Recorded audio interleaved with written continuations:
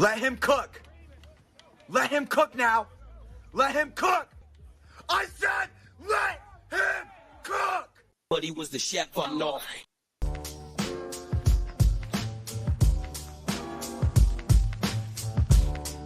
What's happening, family? What is happening? Chef Steve checking in from New Jersey. And today's broadcast, ladies and gentlemen, if you didn't know, this is On Their Next Podcast, brought to you by Bloodline Films from the Story, Black American docu-series where we travel all around the country, waking up culture, cuisine, and of course, highlighting the Black American grassroots advocates in pursuit of reparative justice. And of course, today's two-course meal is going to be served up out of community kitchen. And we're going to start with Donald Trump got some slides and Cats is paying top dollar to go ahead and cop some things. And next and final, we really dive into the piece de resistance. Make it make sense because it's kind of illogical. The father-son dynamic and what it looks like when you're in a neglectful household or without. I want to keep everybody tapped in and locked in with me, ladies and gentlemen. We're going to take a brief commercial break and we'll be right back after these commercials. This is On The Next Podcast, and I'm your host, Chef C from New Jersey.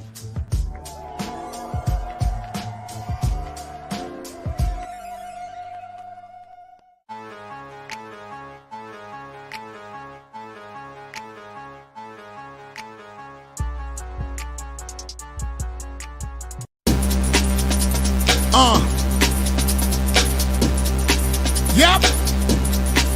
Okay. You already know. You already know what it is. It's your boy Jock. Hold up, Griff.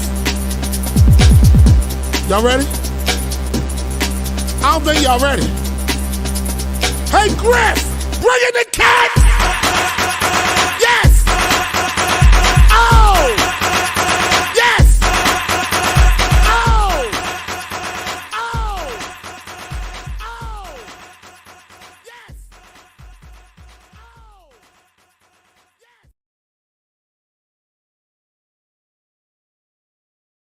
Yes, indeed. Yes, indeed. Shout out to my sister DW. Shout out to my day ones like my sister DW. And shout out to all the new first timers helping us get over that 1,000 sub hump. We are officially there. And I got to thank my team, the squad at Bloodline Films, and our affiliates for making this thing happen and riding with me when nobody else wanted to ride. And now we are where we are.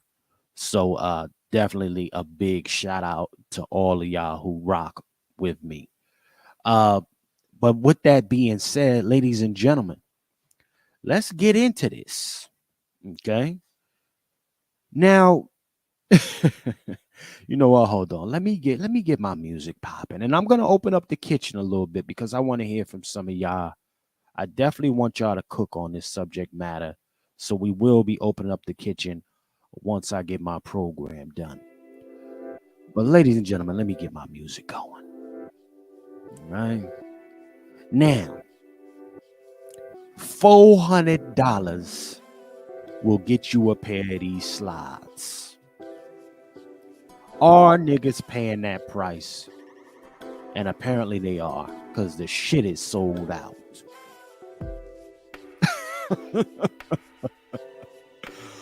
$400 on some slides is making America great again. Okay? It's making America great again. And you know what? I just got to ask the question. Are we going to see a whole bunch of white boys running around with these 45s? Or it's going to be a bunch of niggas for Trump running around with these 45s? I just want to ask the question today. All right. Because now, do you feel, does the black community feel anybody that paid $400 for these slides, have you, by making a purchase of a $400 sneaker, made America great again? Is that your contribution? Because I want to make it make sense. Is Trump grifting, y'all? Peace to my sister Quiet Scales in the building. Is Trump grifting with a $400 shoe? Or are folks just dumb because they pay $400 for them shits? You got your golds, you sliding now. You got your golds. You have contributed to making America great again, ladies or gentlemen. But see, you would never shame Trump. Black America would never shame Trump for charging folks $400 for some damn sneakers. Let me see what my shout out to my sister DW in the chat. She said niggas, hold on, let me get this. Sister DW says if niggas can get them Yeezys, which is ugly as fuck, I'm gonna clip that 100. Them Yeezys are some of the ugliest shoes I have ever seen in my life. But y'all going out and copying Yeezys by the boatload. They gonna cop Yeezys and nobody said Yeezy was a grifter. Huh? What was that? What's that grifting talk? Somebody help me out in the chat. Where is the grifting talk for $400+ Yeezys? And Sister Quiet Scales, this is the Donald J. Trump officials. Niggas done sold them out and they paid $400 to get these shits. Now, if we gonna keep it 100 in the chat, Black America, any other time these shoes will be ugly as fuck to you. Are we gonna be honest? Right. Sister DW said niggas is paying $500+ for some damn Pradas. Them shits is ugly too. Can Prada get the grift tag? You know what? But see, we gonna have to keep it 100 though. Prada don't give a fuck about what no niggas is saying. And you think Trump do? All he knows is that your ass is gonna run out $400 for these shit because you got some niggas. Make sure y'all like, share, subscribe, family. Dumb nigga shit. $400 for these. Now some gonna be like, yo, Chef, oh, hold on, man. Them look like the old Jordans. Remember the Jordans? Man, listen, we gonna stop. While niggas is running soul and selling out the Trumps, right? They got you blinded because you over there following Fanny. Fanny over there doing some shit and the niggas is selling motherfucking Trump out. But you know what? Like, I'm gonna do something real quick though. I think it's necessary. Let me go ahead and pull something up, y'all. Because it's Black History Month, right? And I need to say this, ladies and gentlemen. What you see there is my limited edition Black American Heritage flag Converses. Ladies and gentlemen,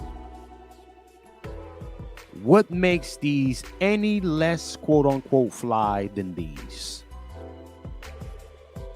Somebody help me in the chat. These, you can get them on my site, to be very clear. Let me go ahead and put it up there. Y'all can go to FromTheSoil.tv, put on and get your very own Black American Heritage flag certified Converses. Okay. Go to that put on section and get you a pair. Stop spending $400 with Trump and come holla at me. It's Black History Month, right? Or niggas don't give a fuck. Y'all gonna keep selling out Trump. Y'all making America great again. Let me see what my comments is saying. Let me see what come on. I want a Trump hat though. DW says she'll cop a Trump hat long as the nigga don't charge her $400 for the hat. You understand? Listen, let me see what my sister Quiet Scales is saying. This is a prime example of the white man ice is colder. Hold on. Quiet Scales, you already starting that shit. Hold on, god damn it. Let me stop the music. You know I got to drop a bomb. Niggas know I got to drop a bomb. White man's ice is colder. God damn it. Look at that. Shout out to DW working. Listen, go ahead and get you your Black American Heritage flag, certified limited edition Converses from the Soil.tv put on section. Y'all go ahead and cop those. It is Black American History Month. Are you going to support, or are you going to give me lip service? Or are you going to call me a grifter? Huh? Pick your poison, nigga. Pick your poison. Or you gonna call me a grifter? Nah. See, my shit ain't made in China. I got an actual artist who does all this artwork on them, certified Converses, right? But no, you gonna call Chef C a grifter and go out and cop you your Trumps for 400, huh? Let's keep that 100. We're gonna talk that talk, okay? And if you're a real cook up, you the real type of cook up, shit, while you're there, go ahead and grab you an apron. It's Black American History Month. Do you support Black business? Huh? You stomp down, right? Support Black business. You can get it from the Soil.tv/put on. Go ahead and get yours, right? Or you gonna go get them Trumps. Matter of fact, you can't get the Trumps because they sold out. So apparently you already got the Trumps. My fault, right? You made America great with the purchase of your $400 sneaker. I got you. I understand. But again, they are there, ladies and gentlemen. One more time for your eyes. If you don't know what that flag is, that is the official Black American Heritage flag. Right? We want to make it fly. Trump thought it was cool to make it fly. Right? Look at this. Make it cool for niggas. Put some gold on there. Right? Okay, here you go. I got you a little gold. I got you a little gold on this shoe. Is that fly enough for y'all? Guess what? I actually went as far as I could go to go ahead and actually get you an official Converse sneaker. Okay? Not no made in China Jones, and put some flake and shit on it. Okay? So go ahead and support the business, ladies and gentlemen. Now, but I wanted to go through that real quick, y'all, because we're going to make it make sense. Y'all ever ask yourselves, ladies and gentlemen, with this case that Trump is facing right now with the lady, I believe New York has demanded that he pay the chick who alleged he did some SA to her. I believe it was $58 million. I did a broadcast on it. I don't have those numbers right off the top. But I did a broadcast on it, which I'll attach to this at the end so y'all can go ahead and check it out. And y'all have those exact numbers, ladies and gentlemen. Okay? But you think to yourself, right? Trump, they trying to bankrupt Trump's finance, campaign money. They trying to bankrupt it, y'all. Okay? And I got to say to you, like, listen, they're not doing a really good job at bankrupting the dude. Keep it a buck with you. They're not really doing a great job of bankrupting him. Okay? But let me go ahead and play this about these sneakers first so y'all can get an understanding of what I'm talking about, because the news is out on this. The news is out on these sneakers. Trump getting deals with Nike and all type of shit. Okay? But y'all out here thinking y'all stopping the train. Niggas is not stopping fucking Trump's train. Trump got all type of fly shit going. I don't particularly agree with the dude. It ain't about agreeing with nobody. Because the truth of the matter is, a black America really doesn't have a punishing mechanism to do anything against these folks. A discipline mechanism to do shit other than shame, and even then they can just mute you the fuck up. So again, let's look at this. Let's look at this, y'all. We're gonna talk that talk real quick. Let's go ahead and bring this to what you want right here. Hear about this sneaker deal. Yeah, SneakerCon. It's a convention to show off what's new and what's hot in the sneaker world. But today, in a twist, former President Donald Trump showed up. NBC 10 political reporter Lauren Make joins us in the newsroom. Lauren, you were there as well. Tell us more. Yeah, Tracy, this was not your typical campaign stop. It was part political stop, part sales stop. And I'm not talking about selling a candidate. The former president introduced a new line of sneakers today at this sneaker-themed event. He held up gold sneakers in front of a screen that showed a web address for Trump sneakers. On that site, sneakers were selling for $199 to $399. And there was also Trump-themed cologne for sale. Now, that's crazy. Did y'all hear that? He got cologne. The nigga got sneakers and cologne.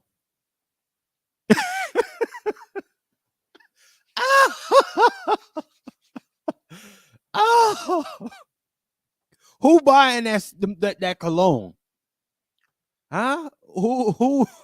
Let me see what DW saying. Trump know niggas love sneakers. Imagine him selling these in the hood. That's a fact. Come on with my nigga DW.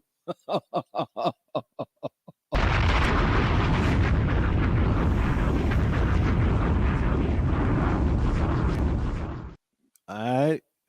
That's a fact. Okay. How many of y'all knew that Trump has sneakers and cologne? Shout out to the Negro in the building, y'all. Shout out to the Negro. Shout out to my sister Quiet Scales. How many of y'all knew he got sneakers and cologne? Okay. You know what? I'm definitely going peace, sister DW. I'm definitely going to drop the link after we get this build in. Let me do the presentation, and I definitely want you to tap in, brother Negro, and anybody else that's in here. $400 for some sneakers. High flying, gold flake down to the floor. You know, have niggas thinking, oh, I got that drippity drip and I made America great. All right. And then while you there, pay another $100 or something for that cologne. Show me your cologne. So let's go ahead and play a little bit more of this. Now, Trump today, talking about the sneaker line, said he had wanted to do this for years. This does come today, the day after a judge issued a more than $350 million judgment against the former president in a civil fraud trial. Now, Trump only spoke today for about 5 minutes or so, much shorter than we usually see. Here's part of what he told the crowd and what I heard from people there. What's the most important thing? To go out and vote, right? We have to go out and vote. We got to get young people out to vote. And you're going to vote, and we're going to turn this thing around. This country's not doing so well. We're going to turn this country around fast. We're going to turn it around fast. And we're going to remember the young people, and we're going to remember SneakerCon. You know that.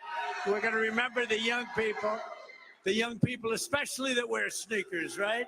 Former President Donald Trump showing up here. What do you think about that? I love it. I love he's trying to get in touch with the youth. He's trying to get some young voters. I personally support him. You guys voted in the 2020 election? Yes. Who did you vote for? I actually voted for Donald Trump in the 2020 election. You did? So he could get you back again. He could. Former President Trump came here to talk to folks. What do you think about the fact that he came here to talk to folks here today? Honestly, I think it was a waste of time. Why? This is not a political event. And this is not a political arena. And sometimes folks get caught up in the moment and don't understand the bigger picture. And I think for someone who's running for president, they need to be a little more serious about what the issues are and what it is that we're trying to accomplish. Now, the Biden campaign is responding to the former president's visit here to Philadelphia today, sending me this statement from the Biden campaign communications director saying, quote, Donald Trump showing up to hawk bootleg off-whites is the closest he'll get to any Air Force Ones ever again for the rest of his life, end quote. Former President Trump announced his visit to SneakerCon on social media yesterday, but it came as a surprise to folks here who I talked to who are supporters and Republican Party insiders. They didn't know that it was happening till he announced it yesterday, Tracy. Lauren, you said at the Hey, yo, let me see what my chat's saying. Let me see what the chat's saying right now.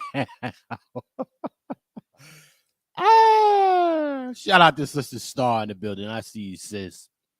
Sister Quiet Scales, my brother Negro. Let me see what the family's saying in the chat real quick, man. Listen, let me see what Quiet Scales saying. He's going to be making grills next because niggas gonna buy them.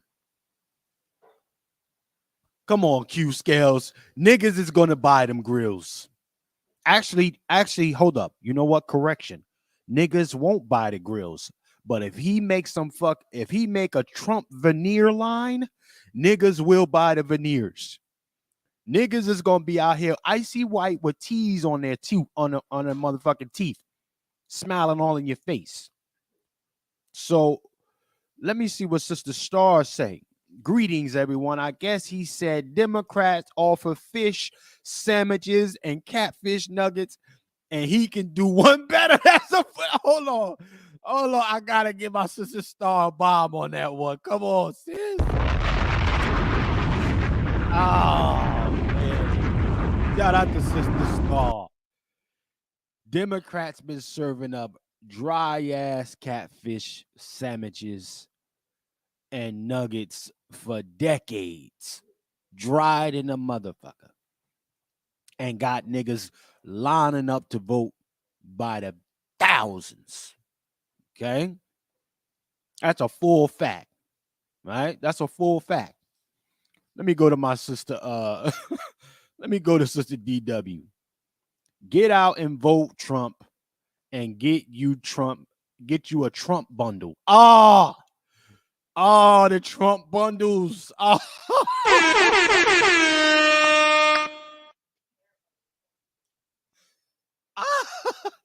The nigga bundles. Nigga bundles. And folks is gonna cop him. DW. Folks, shorties is gonna be out. Silk. Listen, you did have Diamond and Silk. Okay. It's always another one, and I'm going to attach that broadcast to this as well at the end. There's always another one jucking and jobbing for the next position. You understand? Let me see what my brother Negro's saying.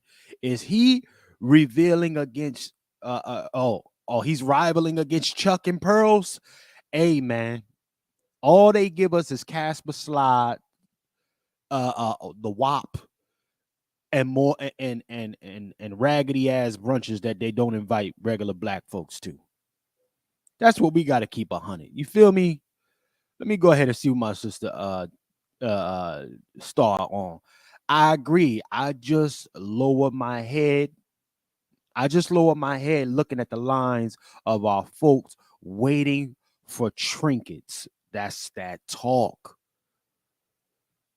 As much as niggas like to present themselves like they're above the bullshittery. Yeah, I made that word up, bullshittery. Niggas is still niggas. And Trump know it. Right? You think he don't? You think Trump don't know it? Prove me wrong. That should say sold out. Them shoes say sold the hell out. Niggas is lined up to get that cologne and them slides. And niggas want to make America great again. Come on, man. We're gonna have to just be honest about some things today. But listen, I want to remind folks, right? Niggas thought that they was coming out and running a play on Trump, right? And Trump still know that Black America collectively, both sides of this train, y'all, know that Black America are looking for the next first black bullshitter. All right.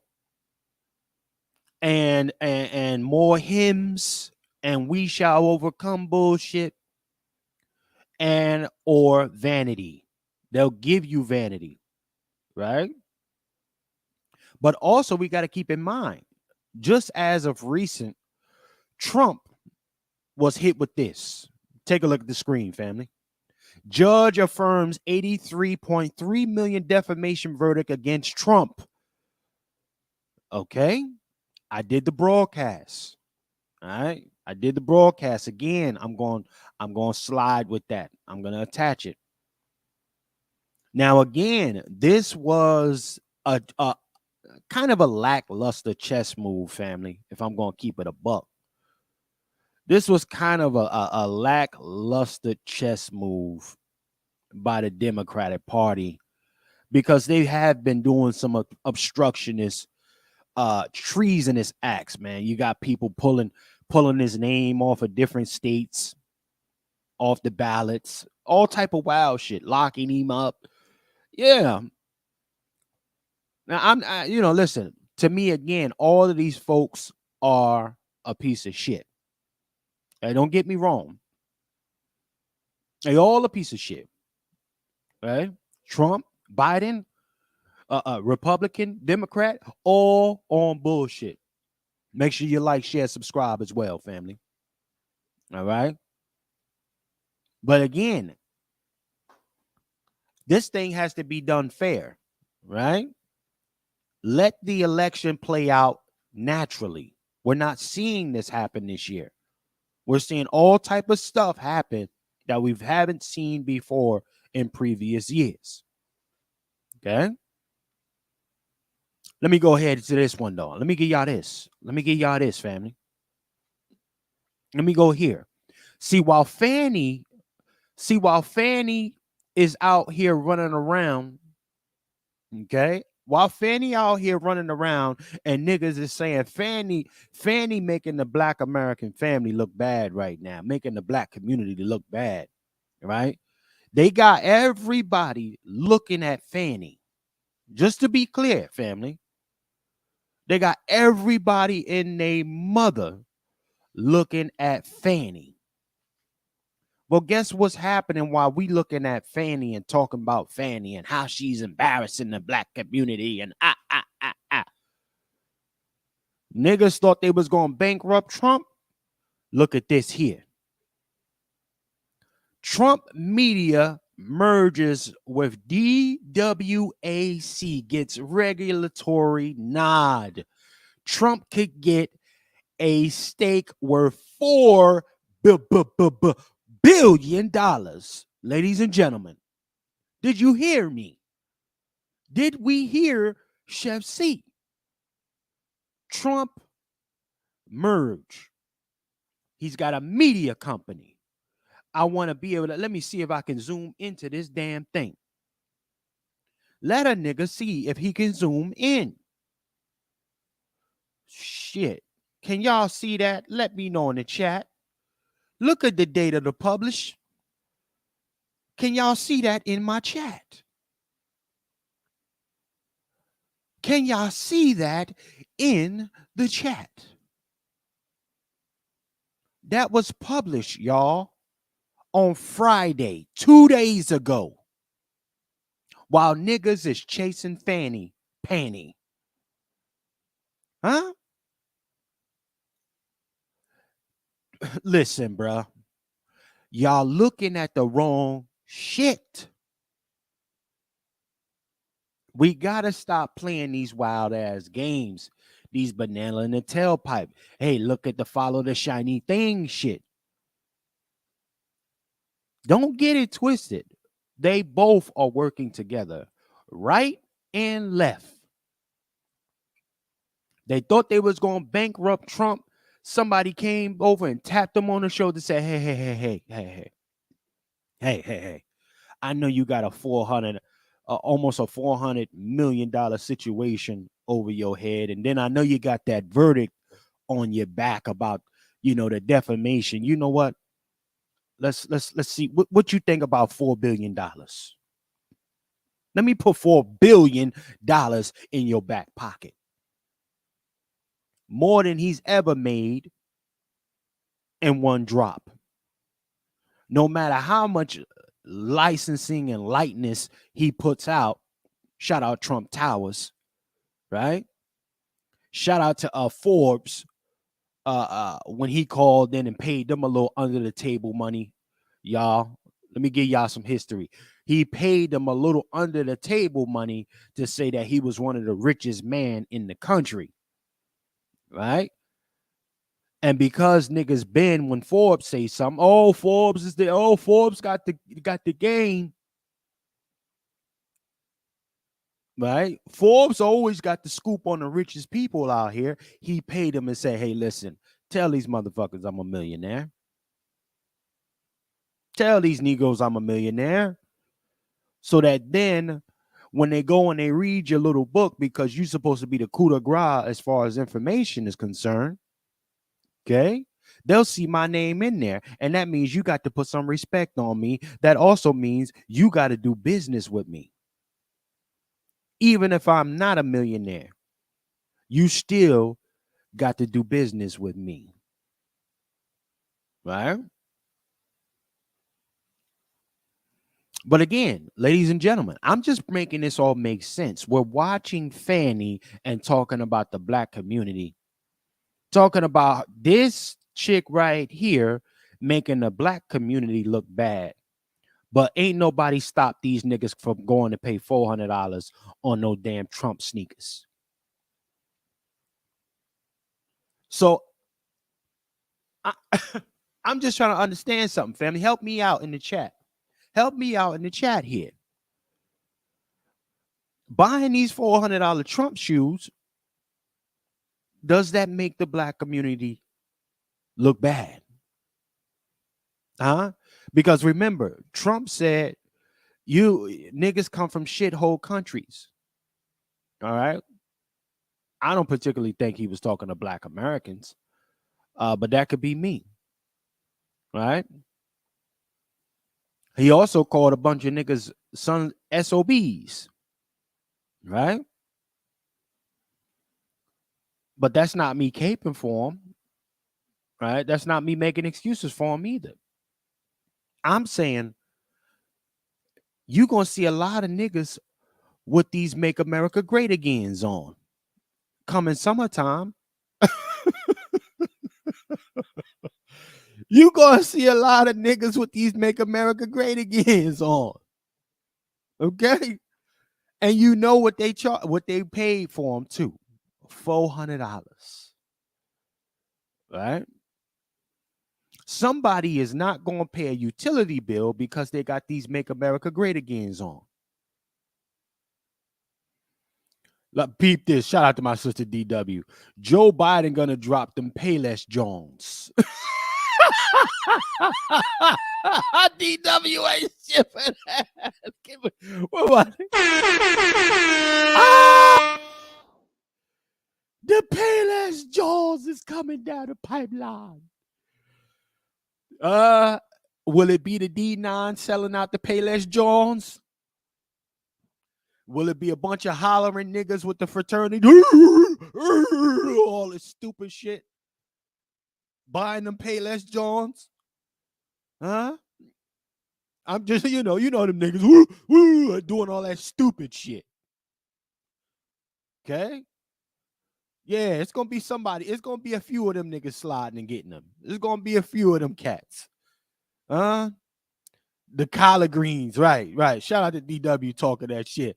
It's the Kamala Curry collard green brand. Oh man.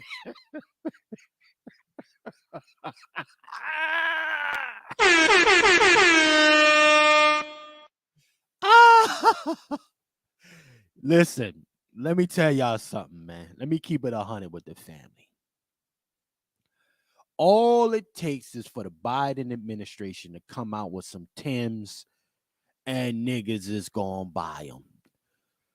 If Joe Biden come out with the Sleepy Joes, niggas is gonna be lined up to cop them Sleepy Joes. You understand? The Sleepy Joes is gonna put this shit to slant, right to bed. The Sleepy Joes is really gonna be popping, and niggas is gonna be lined up. Make sure you like, share, subscribe. God damn it. You understand? We in a different era, man. Different niggas, same bullshit. Okay?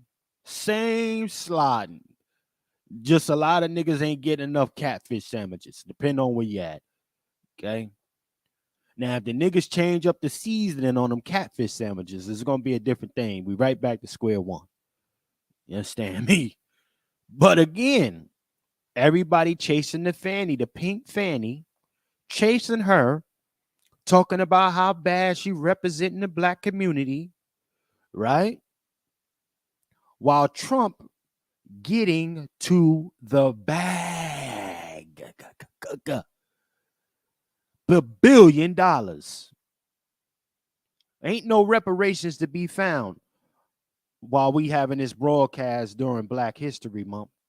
Ain't no reparations to be found. But he getting that tap on the shoulder, ladies and gentlemen. Huh? Now, I'm not going, again, I can't take too much from Trump. While some cats are still outraged by him calling some black folks SOBs, all right? He also is the same cat that came out and said that black Americans built this country. Do folks forget that? He's one of the only presidents who said that. So again, I'm sure the MAGA Negroes went out and copped these slides. And then you got the other side of folks that's just really pissed off. But you know what? I done talked enough for this particular subject matter. Before we get to the next one, which I'm really here to broadcast for, I want to hear from y'all. I'm going to drop this. I'm dropping a link. Family, come in and tap in on this. Okay? Are they both playing the same game? Democrat, Republicans. The kitchen is open, ladies and gentlemen. My brother Negro, tap in. My sister Star, if you got them. Any of the family, tap in if you got a moment. Don't go live though. Don't bring your face up unless you want to. But here is the play. Okay. Negroes are making themselves great again. Tap in, brother Negro. Hit that link. Let's have this conversation. The link is in the chat, family. Again, $4 billion for a holla. You understand me? $4 billion for a holla. Brother Negro tapping in. Peace, brother Negro. Peace, peace, peace. Hey, Sister Quiet man. Tales, peace to you. Peace, peace, peace to the family. Yo, What's them happening? sneakers is crazy, man. Like, first of all, like, is he pandering with the whole? I see the gold in there with the he got the red, white, and blue in there. It look like some Rocky Balboa Trump sneakers, and the ones on the right look like some Jesse Owens sneakers from World War II. All right. Oh, man. Those the Chuck Norrises over there. Them Chuck Norrises, man. But yeah. Yeah, I'm just looking like he's like running up the steps of Philly, right? With those gold ass sneakers. On the great white, on the great white hope shit. Like that's how it looked like to me, man. Them shoes was crazy, man. And the Jesse Owens sneakers. Yo, that is crazy to me right now. Like you could sprint a whole track around those things and those things. Like this dude is not like anything to do with fitness, right? Nothing. And he got fitness sneakers on. Yo, this is crazy. Hey, but again, like I said, I just showed that article, brother. Right? Niggas is outraged. Niggas is outraged about Fanny. Okay? Niggas is outraged by her. But Trump just got a $4 billion deal while niggas is looking at the shiny object. You see what I'm saying? So my question to you, brother Negro, what does the opposite side of this conversation look like for Black America? How do you get repair from this particular president to be, because I unless they get him out the way, he's definitely assured re-election. What does that mean for Black America when everybody apparently is working the same kind of angle? Hey, we're gonna distract them over here with Fanny while you go ahead and get this $4 billion deal. Right? You got it this week, I got it next week. Remember, that's how we gotta do, and I tag you in. What does that look like to you, brother Negro? I see how we're severely disadvantaged. Like when you look at Elon Musk, Trumps of the world, and these guys tapping into the digital media and stuff of that nature and getting cuts. I don't see our Black politicians that are equivalent to that getting that same type of leverage. Wow. Just looking at it from even it's not me caping for the CBC at all. It's me highlighting the inequities for them running a campaign for him to be competitive. I don't see the same type of leverage afforded to our community to promote our interests. Wow. So that's what I see from that business merger accusation, that merger, that thing that was going on with that guy. So and that's a lot of money, man. It's like it made that $84 billion like a drop in the bucket to what he massed acquired, and it makes you wonder, like, is he becoming the new deep state? Is he becoming what he is, the Frankenstein that he's talking about? Is he becoming the new Frankenstein? Even more so, like, is he, like, because they always connect, not to go into the conspiracy theory, but they connect Joe Biden to the deep state. Is he creating like a polar opposite of a deep state, or something of that nature that's Trump motivated? Because that's a lot of money. That's a lot of interest. So, like, who's really like cooperating in those realms that support Trump? Mm-hmm. Is it just the common man, and he's getting all the money from the common men and the common people, and he's just stacking up, or is he really getting those heavy donors, which I think he is, that's really feeling what he's doing? So those are just some of the things that I'm just looking at. Well, that's a fact, brother Negro, and that's why I wanted to have this conversation, man, because again, I'm looking at a lot of this shit, man, and I say to myself,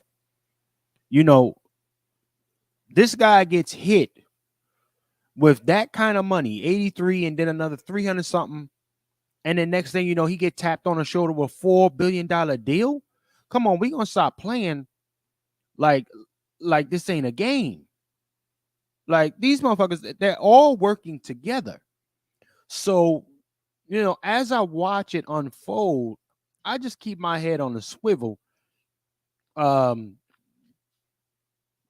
me. I just keep my head on a swivel to make sure that, listen, I'm not, if it's shiny, that always means some other bullshit is going on. Y'all got to keep it, folks can never forget. It's necessary, right? That in the event your media is pointing you to focus on one thing and it's constantly in your face, some nonsense is going on behind the scenes. Go ahead, brother Negro. So I was digging into why were they interested in it. One of the ones from Yahoo Financial, they were talking about Truth Social, which is Trump's platforms. And one of the things that they said, the former president social media platforms are up about 180% this year, joining a broad rally in speculative investments of thinly traded stocks to cryptocurrency. So he's already competing against some of the other platforms, and he's getting leverages from the government.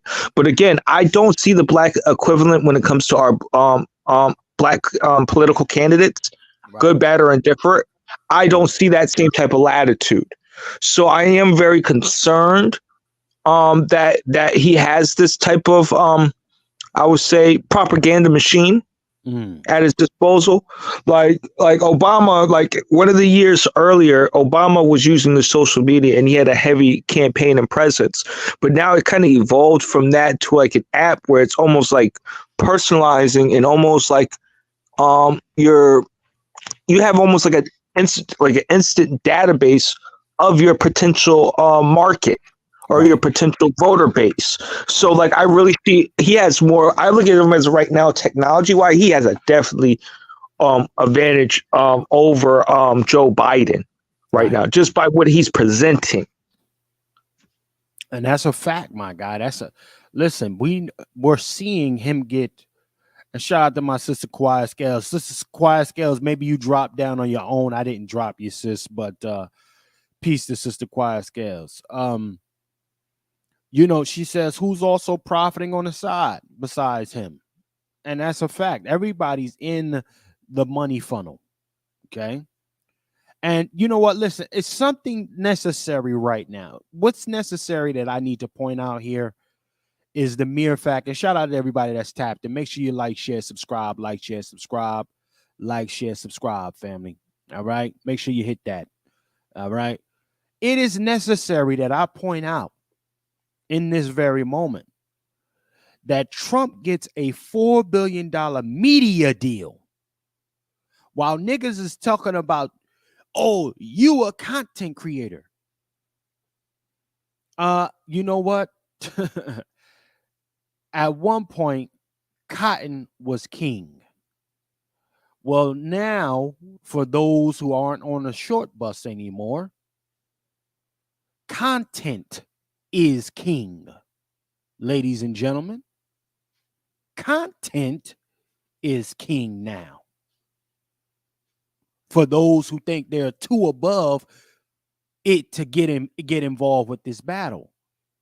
You on the sideline while niggas is pumping out images and representation of you without you even having any say so about it. But you don't want to make any content. You don't want to get in the game. Like, this is the wildest shit ever.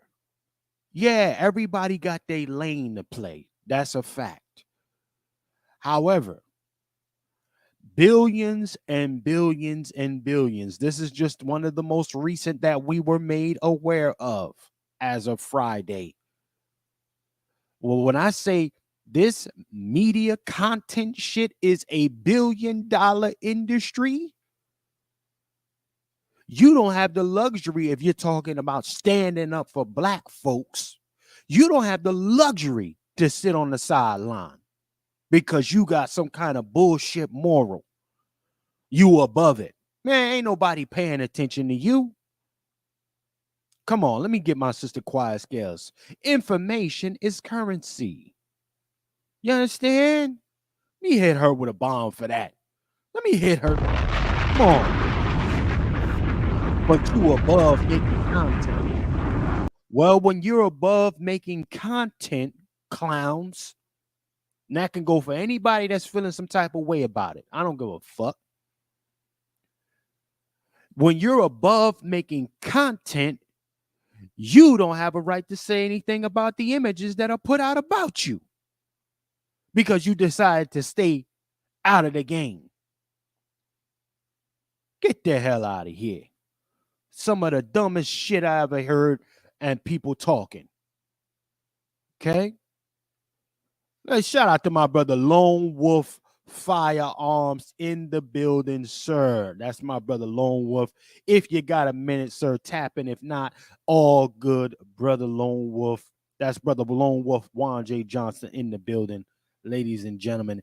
If you are not on the field, keep your feelings to yourself, ladies and gentlemen. Okay? Business as usual. Just because you don't seen it don't mean they're not pumping these kind of funds into making you look like a wild motherfucker. Shout out to my sister Quiet Scales, tap back in. Okay? Shout out to my sister Quiet Scales, tapped back in. Let me go ahead and adjust this here. Hold on, ladies and gentlemen. My screen is trying to freeze for whatever reason. I have no idea, but let's go ahead and do this. Sister Quiet Scales, shout out to you. Good Sis, what's your morning. thoughts? What's your thoughts on this, Good sis? morning. Because again, we're dealing with the media propaganda. We're dealing with niggas buying slides at $400 a pop and selling them shits out. But they won't support the black community, quote unquote. Right? I got my own fly shit, heritage, sliding, but I'm a grifter. I'm a grifter for selling these, and Trump ain't for selling those. But you get and he's also selling you the cologne. What say you, Sister Quiet Scales? Well, first of all, can you hear me? Yes, ma'am. We hear you loud and clear. You got the flow. Perfect. I can say with the shoes, first of all, I can say, well, this is a prime example of what happened in the hip hop culture. Used to be rappers would rap about Boo Boo, Rockaware, Sean John. Now it's Prada, Balenciaga, Fendi. So just another example of the white man's ice being colder, I suppose, in fashion. The ice is cold. Hey, Sister Quiet Scales, let's remind folks about something, right? Let's remind folks. Trump was also the cat that Negroes was putting up in his videos, up in their videos. Trump was all through the hip hop niggas videos. Everybody spinning and grinning. And you know what? Trump said, you know what? We gonna do you one solid. Let me do you one solid, nigga. Let me sell you some sneakers. I know you like them sneakers. Let me get you some of these. Let me get you some of these 45s. Go cop them 45s for 400. I will say this. Trump is very much immersed in our culture. Heavy. He's very much been welcome among our athletes, our musicians, hip hop artists. So he's very familiar with us, to be quite honest.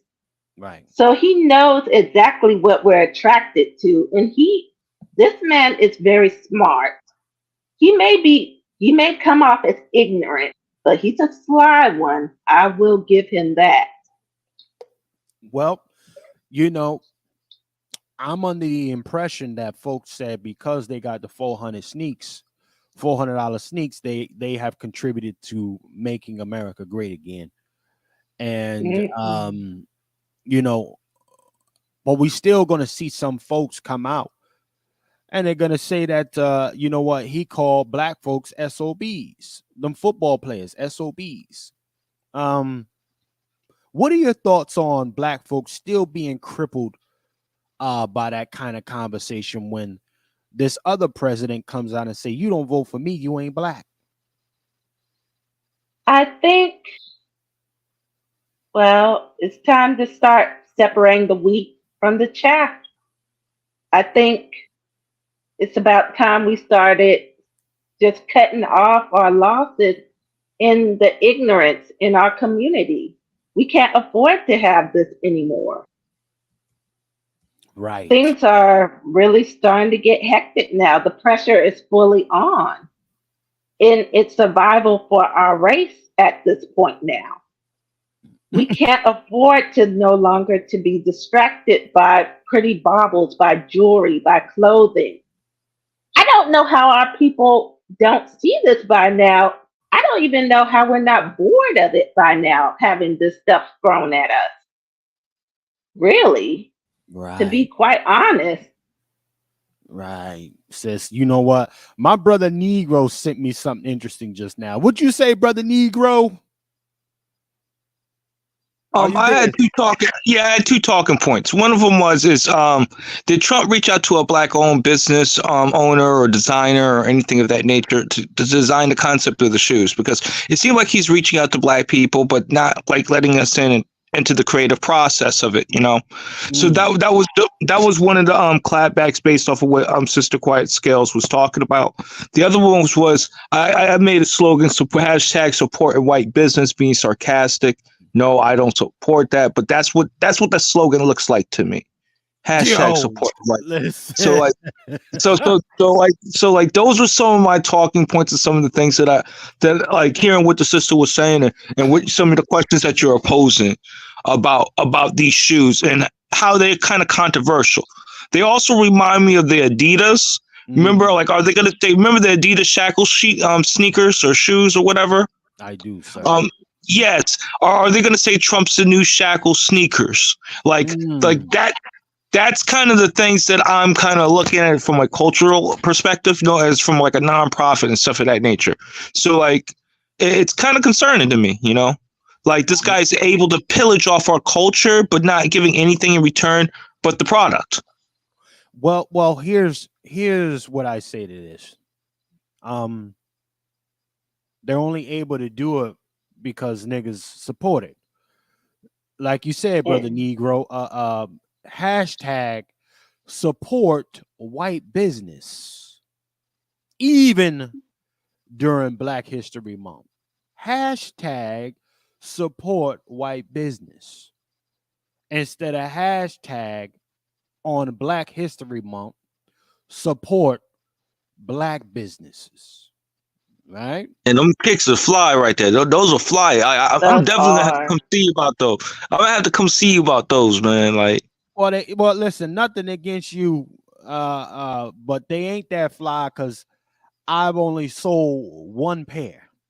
What? So niggas is really not supporting black business like that. Okay. You're gonna have to slide me that link because I need to get the numbers because I definitely need a pair of those for my we just gonna talk about it a touch here. Niggas is not supporting black business. The link is up right here. Cass could go right there and copy. Niggas is not supporting black business, bro. But they're gonna say, oh, it's too expensive. Well, listen, man. I mean, priorities are priorities. It ain't cheap for me to make it. I mean, I can go and get but it they from kick China. out 400 for Trump. Right. They got 400 for Trump. Right. I can guarantee you a lot of tax returns have already gone to this Trump thing, to these Trump slides. Goodness. Okay. They probably at Rucker Park jumping around, shooting it up at the gym with the Trumps on. Okay. In the gym. You wasn't with me when I was in the gym with the trunks on. That's what they said. Brother Lone Wolf is in the building, ladies and gentlemen, bright and Chef early. C, Yes, ma'am. there was one point I did want to make about him buying into the media. Yes, ma'am. Go for it. I just wanted to say that our people need to look at this. This is very important. Whoever controls the media, whoever controls the ball in that, they control the image of what people see. People are lazy nowadays. People are very lazy nowadays. People do not want to research, even though we have a phone that can access a lot of information. We have information at the click of a finger. Say that again. People are what nowadays? Lazy. Come on. Lazy. God, this is how the white media controls and brainwash us. All their images are coming through their lens. all the information, whether it's right or wrong, or even half truth and half lies. Come We'll on. believe it because it's coming from a major news network. Come on. Come on. We Come on. need to get our feet wet. We need to immerse ourselves in information. We need to pour this into our children. We need to pour this into our elders, even because they're the ones the most who look at the news. Talk that. Talk that. Right. Are you so essentially, Sister Quiet Scales, you're saying our demise is stemming from our inability to act, Sister Quiet Scales, or our desire not to Our act. people perish from the lack of knowledge.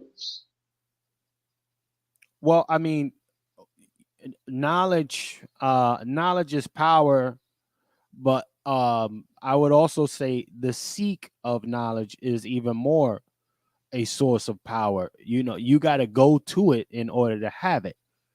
I know a lot of smart dumb niggas, Sister Quiet Scales. I know some of the smartest True. dumb folks on the planet, book smart than the mug, but when you put when you need a common sense situation, they lack all of it. They ain't no sense in the absence of common for these folks.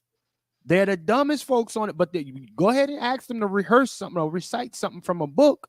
They got all of that. So again, you know, what kind of knowledge, right? We're talking about real experience, or we're talking about what you read.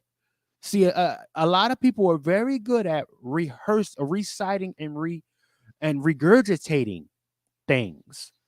Implementation is a whole other beast.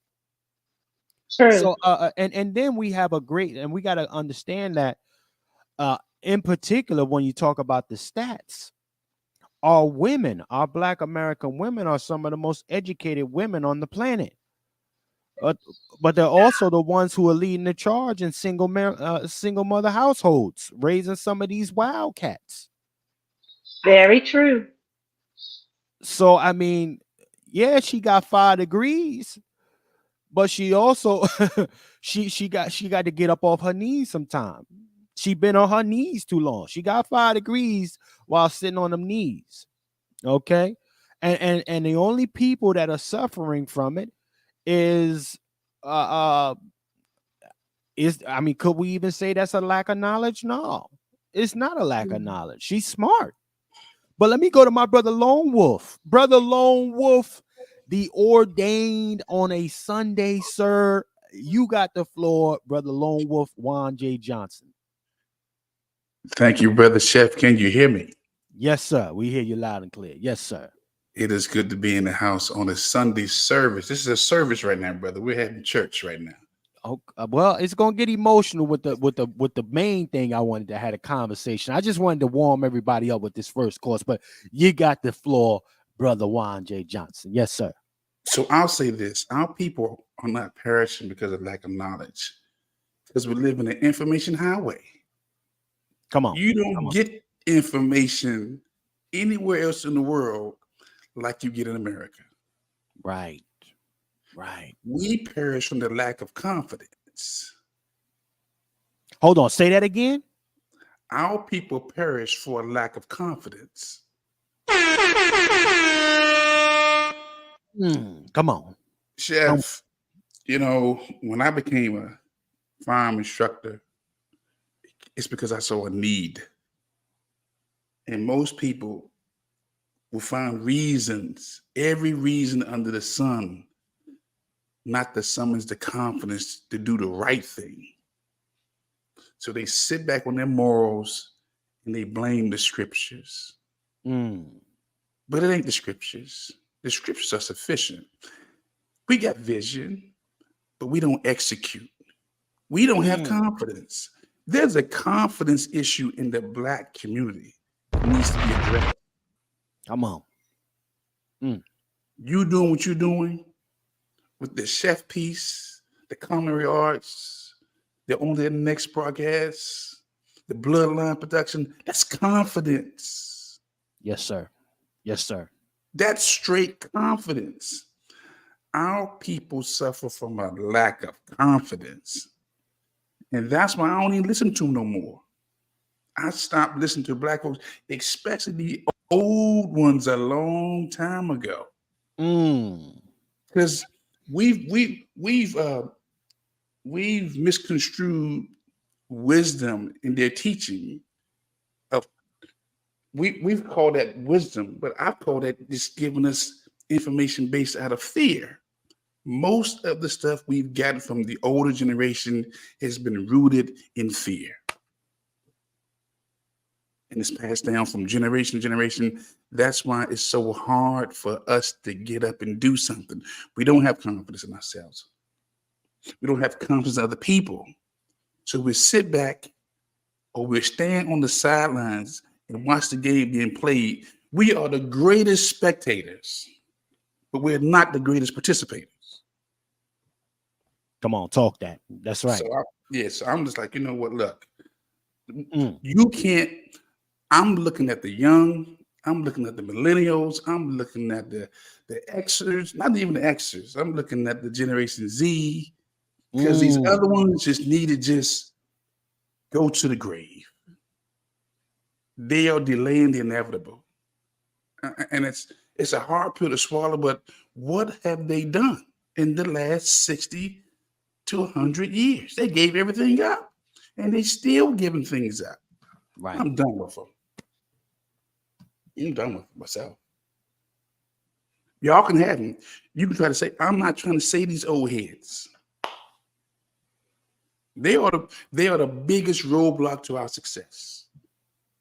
Matter of fact, they have literally stood on the sideline and watched their own children die. You expect me to follow these people who don't even have my best interests? Every time I look on television, the people's making decisions in true leadership are them old boomers, old baby boomers, black, white, Asian, Latino, you name it. Yes, sir. We need to make a mental detachment from them mentally and take some chances, because they're the worst. And I mean it. They're the worst. And I land my plane on that. Brother Juan J. Johnson in the building, ladies and gentlemen. Brother Juan J. Johnson in the building, ladies and gentlemen. I always love my brother tapping with me. Again, for all firearms needs, definitely hit that brother up directly, and definitely go check out his content. Don't hesitate to do that. And shout out to my sister Quiet Scales coming up, talking that talk like she always does. Shout out to my sis. Brother Negro, I see what you sent me, that message, man. Share with everybody what you were saying, sir. Brother Negro, are you there? Oh yeah. Yeah, I'm right here. Yeah, I had a couple of statements based off of what I was talking about. I said, imagine your local ICE officer rocking these kicks, kicking out the illegals out the country. That was the first one. I think that this brand is going to be the image of these is going to be big with the thin blue line community during the 4th of July. I could picture like a whole damn family pic with the thin blue line crowd or whatever. Like the ones that are very adversarial to black people. I could see them rocking those kicks. And the other aspect was and it's not to me like it's not to me. I did vote Trump for the first go around, so it's not me being a Trump hater. It's just looking at who is going to actually buy into the brand. So I don't want people to come at me saying that this, that, and the third. No. That I'm being a Trump hater or even a Trump supporter because I didn't vote for him the second go around. The point is that I want to get at is that who is going to buy these sneakers and where it's going to be popping, like where it's going to be popping up at the beach. At the graduation, like you dig where I'm coming from. That was more or less the aspect that I was coming from, and who might be the people that be the culprit that will be rocking these type of sneakers. That's who I see as being Marcus too. The other thing that I feel like that we're lacking God, we're lacking Jesus, and I feel like evil's encouraged, and good people get crucified, and that's wrong, We need to try to we need to support like brothers like Ozone, who was supporting and protecting the home front, protecting his homeland, protecting his person, making sure he came home to his kids, and for them to lock that man unjustly. These are the type of things where you have a stand your ground state and we have certain rules and we don't support that black man full-heartedly as a community, and we should. That's the evil that I'm talking about. Because we're complicit to evil instead of fighting against it when given the opportunity. I like that. I like that from Brother Negro. The complicity is is where that self-destruction lives. We're gonna say, because listen, again, family, honestly, we gotta have an honest conversation. Yelling, screaming, and doing all this other extracurricular shit ain't moving nothing. Okay, it's not moving a damn thing. Okay, I want to be clear about what's really happening here, folks, because I'm finding that a lot of black folks ain't really as tough as they think they are. Okay. And you might say, well, Chef, what the fuck? What you talking about, man? What you talking about? Well, I have something that that is necessary to share here. I think I emailed it to myself, but I want to show y'all something. Okay, and I just, I gotta ask folks the real question: are you willing, as a Black American, in this month of Black history, to go the distance for Black America, like this one group I'm seeing here? I'm gonna bring it up to y'all. I'm gonna show y'all something. Okay, I'm gonna show y'all something that's gonna have you a little like, what the hell? Okay, but are Black Americans willing to go this far, right, to show quote unquote pride and unity for one another? And I'm gonna show you real quick. Hold on, let me go where I gotta go for this. Let me pull something up, and it's gonna hurt your feelings here. And some of you might be triggered. You're gonna be on your this is this is all the unnecessary bullshit. So let's go ahead and share the screen. In the meantime, like, share, subscribe, ladies and gentlemen. Like, share, subscribe, and subscribe, ladies and gentlemen. Let's make it make sense for y'all out here today, because I really want to see what y'all talking about. Okay. We're gonna bring this up to the top. Look at here. Ladies and gentlemen, we talking about 2024. We ain't talking about no back in the day when it was on the higher and all this other stuff.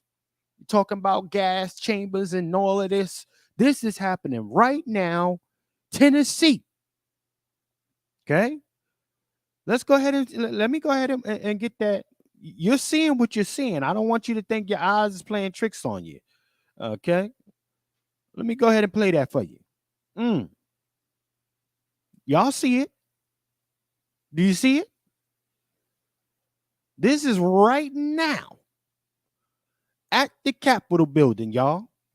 And where's the military at? Where is the military at for these guys? Where's the apprehension of these guys, these domestic terrorists? Because they're in front of a government building that we pay taxes to. Because now it shows that the justice. Yeah, it shows that the justice leans to their favor. It's no different from having a lynching booth in front of the courthouse. If you know the historical reference of where I'm coming from a Negro perspective. Right. So when I see that, I see the prevention of justice being wielded in front of there. And why is the DOJ's not being notified? This is on Biden's watch now, family. Keep that in mind. This is on Biden's watch, not Trump. This is on Biden's. So when I see this, yeah, that's a issue. But the other thing is, those Trump red sneakers, they match the color of those shirts of those guys. Just throwing it out there. Just saying. Yeah. Yeah. Oh, I got the picture of the red ones too. They got the red ones of the slides, of the white ones. Oh yeah. They're solid red. Send that to my DM. You understand me? We're gonna show these Yes, folks sir. again in America right now, ladies and gentlemen. We're not talking about 30, 40 years ago, and I definitely got to hear from my brother Lone Wolf on this. Okay, because again, he is a great proponent of trying to get the deer in the headlight Negro prepared. Okay, it's a lot of tough folks all over the place, but you ain't doing this. Y'all not doing this, huh? And collectively, let alone, can we keep that 100? So my brother Lone Wolf, I got to hear from you in this scenario, sir. What comes to mind when you see this display of what should be interpreted as treason, honestly? But they're going to call it freedom of speech, right? What say you, brother Lone Wolf, Juan J. Johnson? I think that what comes to my mind is the First Amendment. I think that a lot of us in the Black community have been practicing democracy for a long time. These white folks are living democracy. That's like when we were watching January 6th, most Black folks was home watching television.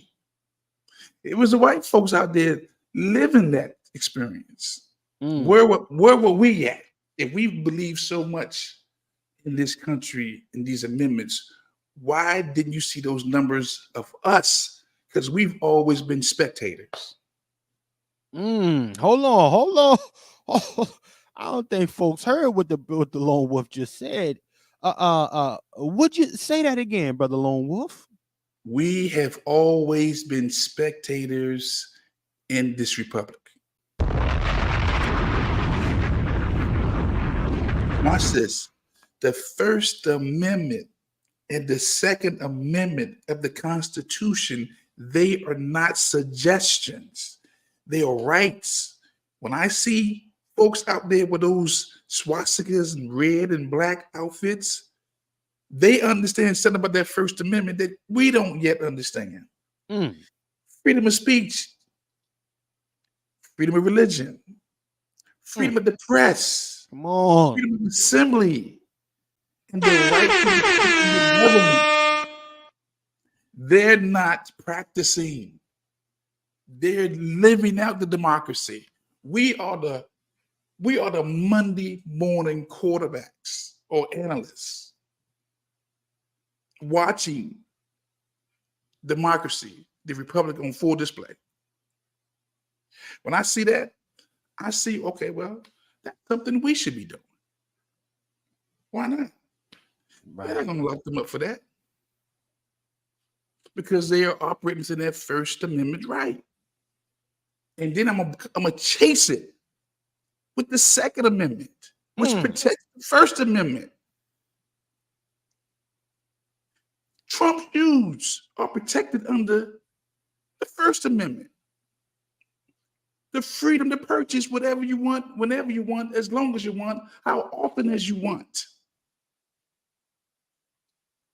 We practice in democracy. They live in it. I no longer practice. Hold on. You can't just brother Lone Wolf, don't just slide and be smooth with that shit. He said we practice democracy. They live it. Absolutely. We are the greatest complainers in the history of the world because we have everything we need. We have all the resources.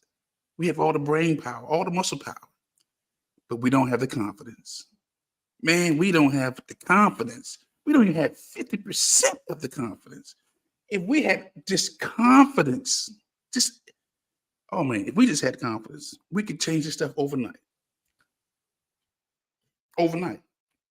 Oh, so Brother Lone Wolf, are you saying this portrayal of confidence that are coming from folks, this is all acting, sir? Absolutely. Mm. We've been begging for decades for Black folks to wake up and do something. And then we get mad when the others come over here and build overnight, in spite of their access to the wealth. The greatest wealth is in your mind. That's the greatest wealth. You could be sitting on land right now with diamonds underground. If we don't know how to get it out, it's just a piece of land. We're making too many excuses. Too many excuses. And that's why I look here. Chef, what you're doing, what you're saying, and look, I am just like you, I'm a recipient of the no support. Come on.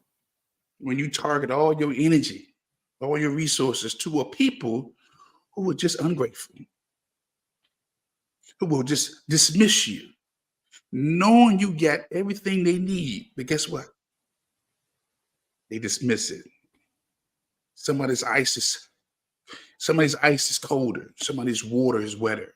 Come on. So don't get upset when we extend our tents to folks who's going to at least put some respect on it. They just have respect. Come on, man. Come on. Come on.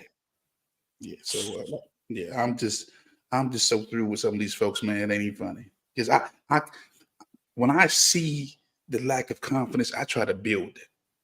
But some folks are just so broken, as Frederick Douglass says, it's easier to raise strong children than try to repair broken men. Most of our people out here are broken. They're beyond repair. And you don't waste no energy on folks that's broken. You step over their carcasses. That's what I'm talking about. And keep on moving. That's what I'm talking about. Ladies and gentlemen, that's the Brother Lone Wolf Firearms. We're going to take a brief commercial break, y'all, and we'll get into your second, and of course, final course for today's broadcast. I want to thank everybody for tapping in here with me today. This is On Their Next Podcast, and I'm your host, Chef C from New Jersey. Let's go into that commercial, y'all. Hear a word from our brother, Dr. Short.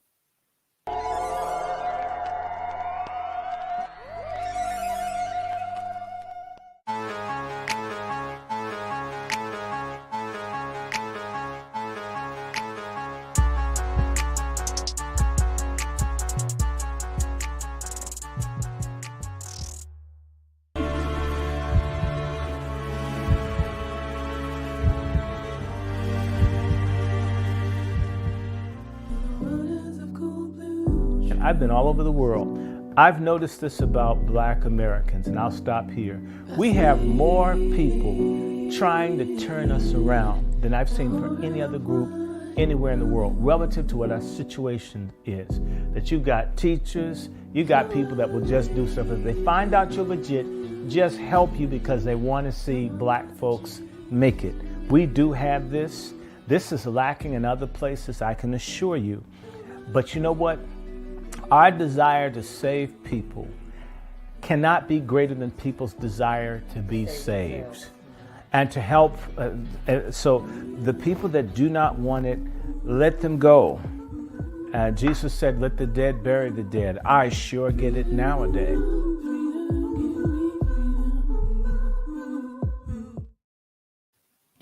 Yes, indeed, ladies and gentlemen, we are back and we're going to get into this. This is a one I definitely want to hear from the brothers, but I got a presentation here, and this one might get a little sensitive for y'all. Okay, we're gonna go into a touch of the family dynamic here, but it's a little touchy because it's coming from this white boy here. But ultimately, you know, they say he didn't come out of a black vagina, so he's white, but he got a black dad. So you know, the biracial. I don't know the whole. I can't really speak on the biracial dynamic, y'all. But what I can speak on is the father son or the lack thereof. Right. And I wanted to touch on this today because yeah, it's cool to talk all the ha ha and the sneakers and all of that funny shit. You know, I honestly, I'm gonna keep it a buck with you. I really don't care. I honestly don't give a fuck about that stuff. I don't care about what no Fanny doing. I don't give a shit about what Trump got going on. I don't care about who twerking or what. You understand? But niggas do. Some niggas do care about that. But I want to talk about this. Okay. And let's go ahead and get into this. Let me play something for y'all real quick. You know, and I want to hear from y'all once we get in after I get into this program a touch. I want to hear from y'all because this is a piece from the young man.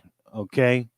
Now, some folks are saying he can't speak the way he's speaking because he ain't really black. Right? So let's go ahead and play a track from this young man. And this young man is Logic. You know, one of his tracks here called 5 a.m. I'm gonna tag him with this thing once I'm done. I'm gonna tag him. Okay, and see what he got to say. I don't want the little nigga, you know, I don't want him, you know, giving me a copyright strike, but I'm gonna tag him anyway, because I think I need to. But let's go ahead and play this thing, ladies and gentlemen. Let's go ahead and play this. Let's play this track. All right. And listen up to this lyric. Okay. Listen up to this lyric.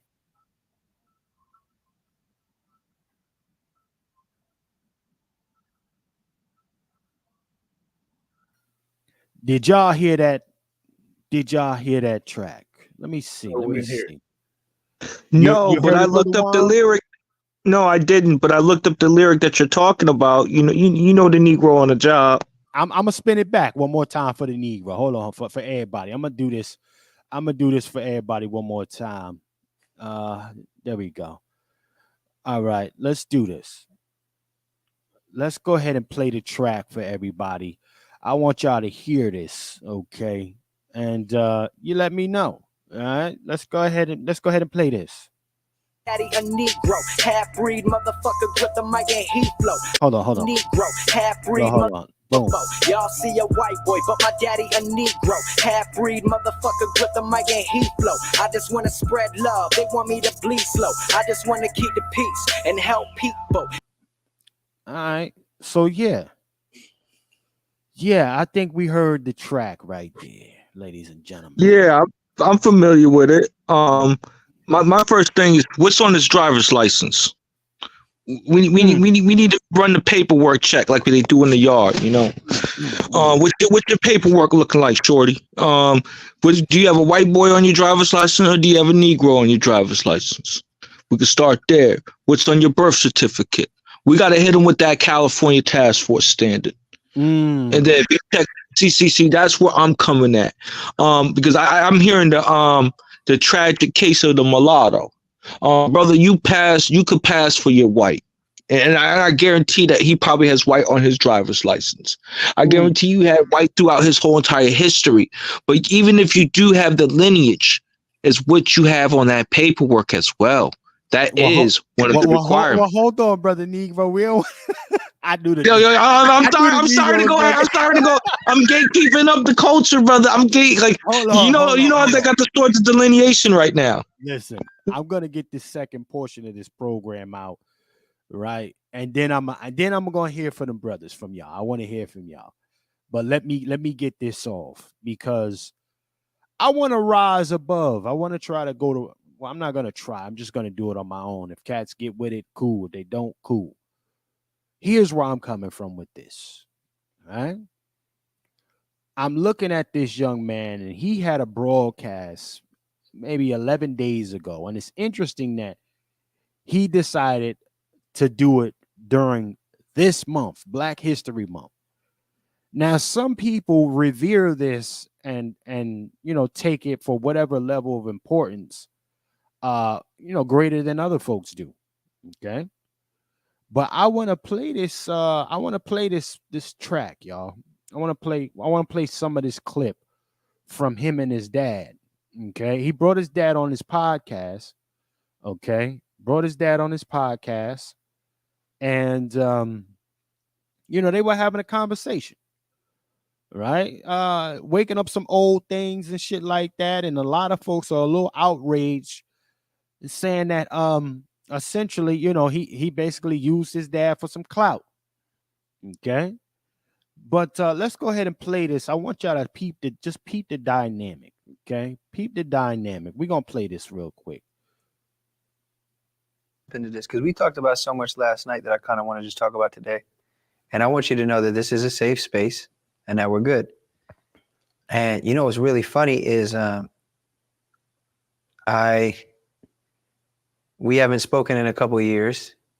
So let's talk about this. And it ain't no defense. It ain't no that. I know there's cameras in front of us and lights and all this other shit.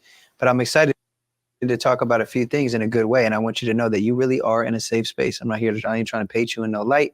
I know you've been upset previously about me being so open and so vocal and so honest about things that you've done in your past. Some other members of the family will be like, why'd you say that? To which I respond, what do I say when you say, why would you say that? What do I say? I don't know. I say, why would you do it? Then why would you do it? Mm-hmm. So as a little boy experiencing some of the things that I experienced, that's why I talked about those things. But in no way am I here to discredit the man that you are today. So let me say, Daddy, you are a good man. You are a strong man. You have your faults just as I. You are imperfect just as I and any other human being out there. But I, without a doubt, can say, as your son of 33 years, that this is the strongest and most honest version of my father that I've ever seen. And I just want to say I love you. And I love you too, man. All right, let's hold on real quick. Let's go there today, gentlemen and ladies. Let's go there. First and foremost, the question I would like to pose. Are men more likely to miss or desire the apps, are men more inclined to have more traumatizing experiences for the lack of a fatherly presence in their home than a female? Okay. I want to know that because in this situation here, this dude Logic and his dad's dynamic,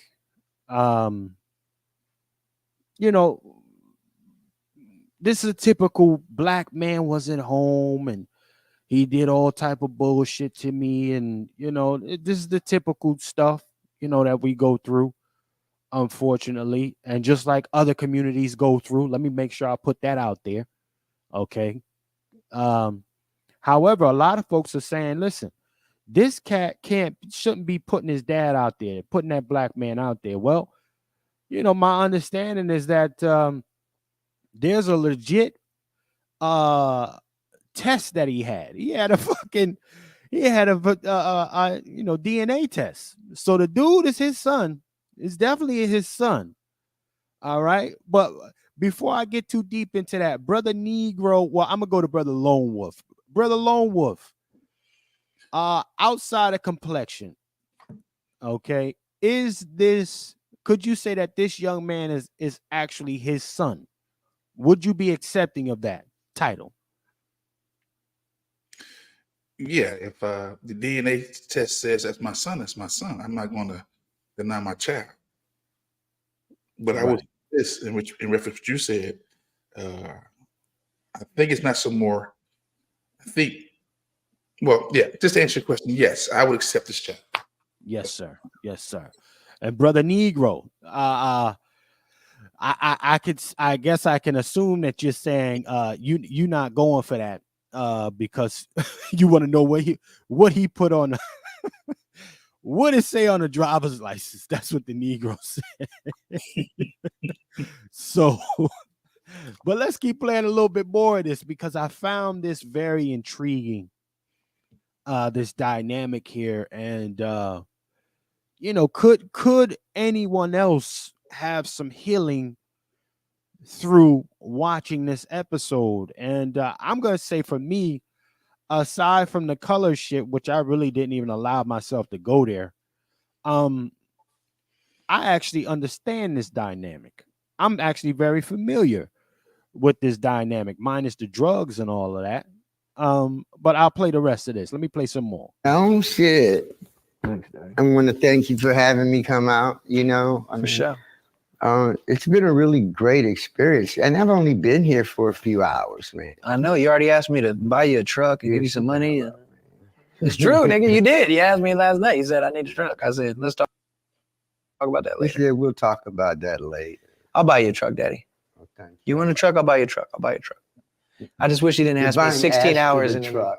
What you're saying? No. Let's talk about that really, really, really quick. So the last time I stopped talking to you, it was because I drew a line, and that line was about money. One of the first times I actually let you back in my life 10 years ago, the first thing you walked in the house, you did what? Oh, you talked about money. What did you ask me for, Dad? How much money was it? You remember? No, I don't remember. It was $600 because you had a fucking. Oh yeah, $600. You had a court case. The first time. That wasn't the first time. But that was the first time since we had stopped talking and we talked again. You asked me for $600 because it was some court case, something about a woman, some XYZ. We don't got to get into it. And you wasn't in the door 15 minutes, and you had asked me for $600. Now, we worked that out, and I helped you the best I could, and we situated that. But I know that this time, this is very, very different. And I mean this, man. I'm not here to try to paint you as some monster, some asshole, because you're not. Once again, you've made mistakes. Who hasn't as a human being? Right. And I'm here to tell you that I love you. And, not 24 hours into your being here, not only did you ask me to buy you a truck, you asked me, for some money and trying to stay afloat, XYZ. And you kept talking to me about money. Now, in the past, I would have said, why the fuck are you talking to me about money? And I would have just shut it all down because I drew my line and you crossed it. Now, here I am at 33 years old, and we had a conversation today. And I said, I wasn't angry. I wasn't upset. I just said, Dad. But I felt bad. I felt bad about it. That's where I felt bad because I didn't look at it like that. I didn't look at it like, boom. You looked at it like you were telling me about your situation. Exactly. And I think that's the difference. I think I see that. I understand that. You are in your situation. And, you know what I'm saying? You ain't in poverty, but obviously at the same time, it's like, you know what I mean? Like you hustling and you're struggling. You're struggling and you're doing your thing. Of course. But a lot of people are struggling, brother. A lot. There are a lot of people out here struggling. But the bottom line is how do I get through that struggle? You know what I'm saying? How am I going to come back? You know what I'm saying? How am I going to be able to bounce back from that and bounce to something else? And I truly recognize that I think for the first time in my life, I realized that when you talk to me about, when I look at body language and exchange between people, you can still, like, for me, I identify hostility. It's definitely still a high hostile environment there. It's extremely forceful. Can you hear me, sir? Yes, sir. I hear you, sir. Well, if you think about it, is this their first time seeing each other in 10 years? Because he said, I've seen him for 24 hours. He hadn't saw him before that for a minute. That distance that you're seeing is because they don't know each other. There's a big disconnect. Wow. you know what, brother? Can I comment to that? Hold on, sir. Hold on. I want to say this. When even if it's a 10-year situation, Mm-hmm.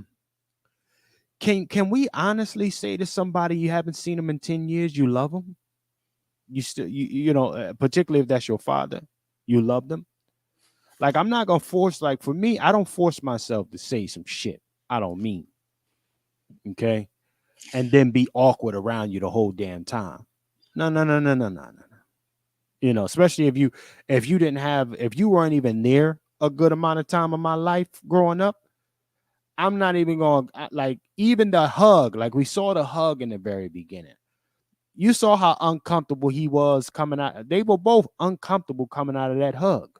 Super uncomfortable. So for me, it's like,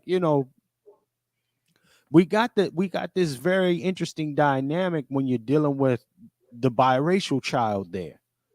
I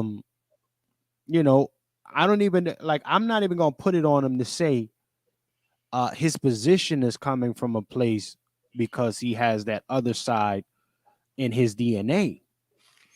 I'm just looking at it like this, man. Okay, mom or dad, if you wasn't there and you wasn't doing right by me, you're a stranger. So even to some extent, like, I don't even blame him. Folks are saying he trying to get a lick off of having his dad on the show. Right? I can't even listen. I'm not even gonna hold y'all. I don't know if I wouldn't even be the person who wouldn't bring my dad on there if we're mending or whatever it is, and shit, even my mom. I'm not even gonna listen. Anybody. I would bring them on and we would have that conversation. Right? Any relative, keep it a buck. But we're looking at a situation here where father wasn't there. In this scenario, dad wasn't there because of whatever other reasons. I know where he's coming from because I didn't have my father in my life. And the first time I actually saw my biological father, he also asked me for money. He also asked Lil Chef C for some change. Right? Now I'm like, yo, that's crazy. That's crazy. Why is this the first encounter? So I understand that dynamic, but I ain't gonna tell somebody I love them. I'm not doing that, and I haven't seen you at all. Everybody, make sure you like, share, subscribe. I see the room touching up a touch. Like, share, subscribe. Like, share, subscribe. You're here for the first time. Let me know where you're tapping in from. You understand? So, but Brother Negro, go ahead and speak your piece, Brother Negro. What's on your mind? Yeah, I see. I'm going to talk more or less about the disconnect from a cultural standpoint. You could see that the young man's not raised by his father or has any connection to the Black American community or the Negro American community, but yet still he's claiming a lineage because he feels like he is a birthright, but he does not have the cultural understanding or maybe the nuances about some of these circumstances. And the reasons why, like, if that was the case, if he knew that his father was being disenfranchised as a Black Negro man, if you know Negro, you know the history that goes along with that word. Why are you not advocating for reparations? Why are you not advocating for things in the interests of Black men so that they can be in the household so that you can repair those relationships? I felt like he basically exploited his father. And this shows some of the aspects of interracial dating and intercultural dating, even as for the disconnect when it comes to our culture and our lineage and our people, and how it can be easily taken advantage of. And the other aspect is just because you have the blood right doesn't make you the right fit or the right person for our community. Because you lack the cultural and historical precedent, and on top of that, you're the individual is using his birthright and more like in a way to economically empower them, but like themselves solely. They're not like literally looking out for the collective. It's very exploitative in the way that they're using the bloodline to obtain leverage in a much secure conversation, if you get what I mean. And this is reserved for people that got it all four corners. And this is the reason why there was a push in the lineage-based movement for minusing out mulattoes because of stuff like this. Like, let's really keep it a stack. Talk that And talk. I was one of the few. Yeah, I was one of the few that was saying that, yo, you sold your birthright if you marry outside your lineage and have children with a woman outside your lineage. I don't care if she's Asian. I don't think she cares if she's Latino. If she's not from the Black American lineage, why are you talking about things that are that's severe to our community without understanding the nuances with it? Right. That's like I would have if he would have said Black American or if he would have said something like that. But when he starts talking about Negro, you know the Pacific history about Black people, and then you come up and make things like you're a liar, like this man's a liar, that he's a grifter, that he's a stealer. You're labeling that whole the cultural tropes that was weaponized against Black men to be the brute that they so call us to be. So that's the reason why I'm concerned. And why there needs to be cultural guardians in the presence of the room. You know, they got the rabbi there. Well, we need to have a Negro or a Black American cultural guardian in the presence of certain types of conversations. Because we can't have something like this going off where it could be weaponized by our true enemies. You get what I'm saying? I feel like that's something that could be weaponized in that manner. And then now he's going to say, well, I'm entitled to reparations, but I bet you he got white on that driver's license. The Negro. What y'all say in the comments about the Negro statement, ladies and gentlemen? Let me know. Y'all rocking with the Negro, with what he said? Listen, if you don't really get down with the lineage like that, if you're not damn near full of pure blood, you know, really can't take this dude serious. Okay. But let's play a little bit more, and then I'm gonna go to Brother Lone Wolf. Okay. Let's play some more of this. About buying you a truck, which I will do. And when you talk to me about helping you, which I will do now, it isn't for you selfishly. It's for my little brother and your wife. Exactly. Now, respectfully, from the bottom of my heart, I think that a lot of the shit that you used to ask me for 10 plus years ago, it wasn't for them, because guess what? That little boy didn't exist. No, because it was for my self-centeredness. Bottom line is as I've gotten to. Let me ask y'all. Should parents be asking their kids for money? Right? It ain't tricking if you ain't got it. It ain't tricking if you got it. Let's go there. I'm gonna go to Brother Lone Wolf. Hold on. Should parents be asking their kids for money? Brother Lone Wolf. Should parents be asking their kids to buy them cars and houses and shit like that? Should they be doing this? Is that okay? Without making a blanket statement, there's no two situations are the same. There we go. Talk that. It all depends on the family.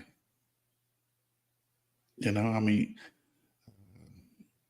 a lot of the older generation are not as wise financially as some of these young ones today. I think that is I'm 55, right? So I'm established. So I'm always seeing myself doing for the children within reason. Because when you're an adult, you do adult things. Mm-hmm. When I say children, I'm talking about 17, 18, 21. When you get about 25, 26, then you are that lady or that gentleman. You have to begin to figure those things out for yourself. You got to problem solve for yourself. So I think that each family situation is different. I don't want to make a blanket statement because, again, we come out of a culture don't have nothing anyway. Right. We ain't talking about the super wealthy, super rich. We the super trying to make it. So if you can assist, you can. And if you can't, you can't. Right. Yeah, I'll leave it right there because again, no two situations are the same. Watch this. I'm driven. I see myself outside of the biracial piece in this whole conversation. I can recall not speaking to my biological father for 13 years. Come on. Okay, be very clear with that. And if I hadn't initiated the conversation, we still wouldn't be talking.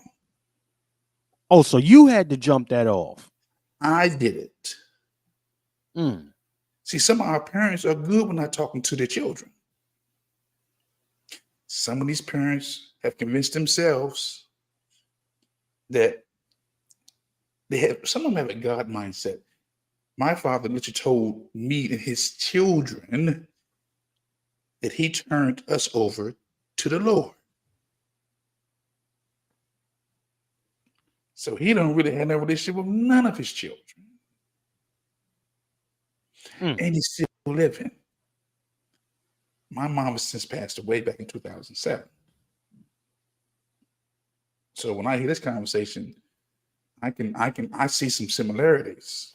I don't know if I would have conducted the interview like that because we needed to get some things straight before the cameras. Because I know me, I can be very ruthless. Yes, sir. Very, very subtle in my conversation, but it's very. I mean, I know how to cut. Like, let them cut, let them cook, let them cut. Come on with it, brother. Wow. You understand? Let them cut. Let them cut. So, but this is interesting because I think about my right now relationship with my father. It is strange. I had to tell him, don't tell me you love me. Because love is an action word. Come, man, listen, hold on. Say that again, brother Lone Wolf. I said I had to tell him, don't tell me you love me. Because love is an action word. Come on. His response was traditional to end the conversation with I love you. I said, don't do that. You can say anything you want, but you won't say that to me. Because I know love is action. Most of us are just on traditions or what we used to doing. Nah. Tell me anything up with that. You can say bye to me. Have a great day. But do not say you love me. Especially if you're not operating. You're not moving in love. If you're not moving in love. I understand that sentiment, Brother Juan, in that position. And that's why I said, listen, don't, I'm not even gonna lie to nobody. I'm even getting to the point with that, my brother stuff. I'm starting to look at, I don't want no, I'm about this motherfucker. Don't call me your brother. Yeah. I'm almost getting there. I ain't even gonna tell you. Don't call me your brother, actual by blood or by acquaintance. Don't call me your brother.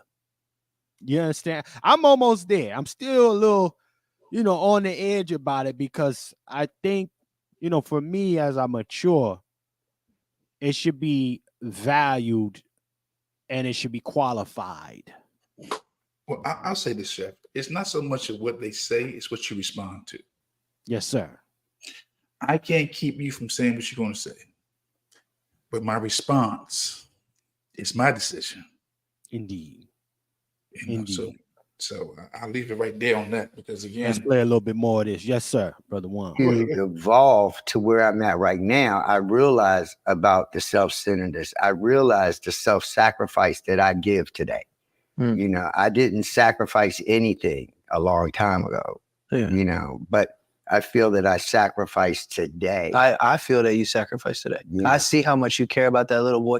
You care about that little boy. Your little brother. My little brother. Yeah, but I'm saying that beautiful little boy, I see because I was him and you didn't sacrifice when I was him. Hold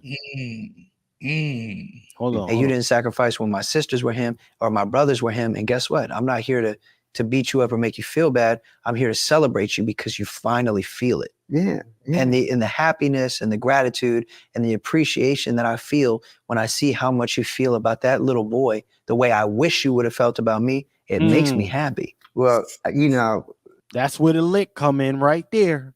He flipped that. That was a flip right there. That was the lick. Listen, but again, we got to understand something, y'all.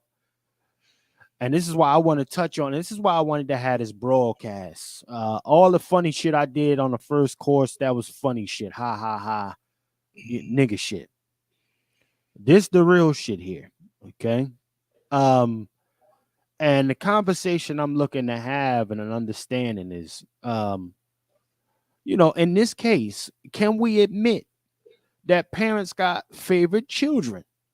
Absolutely. Right? Absolutely.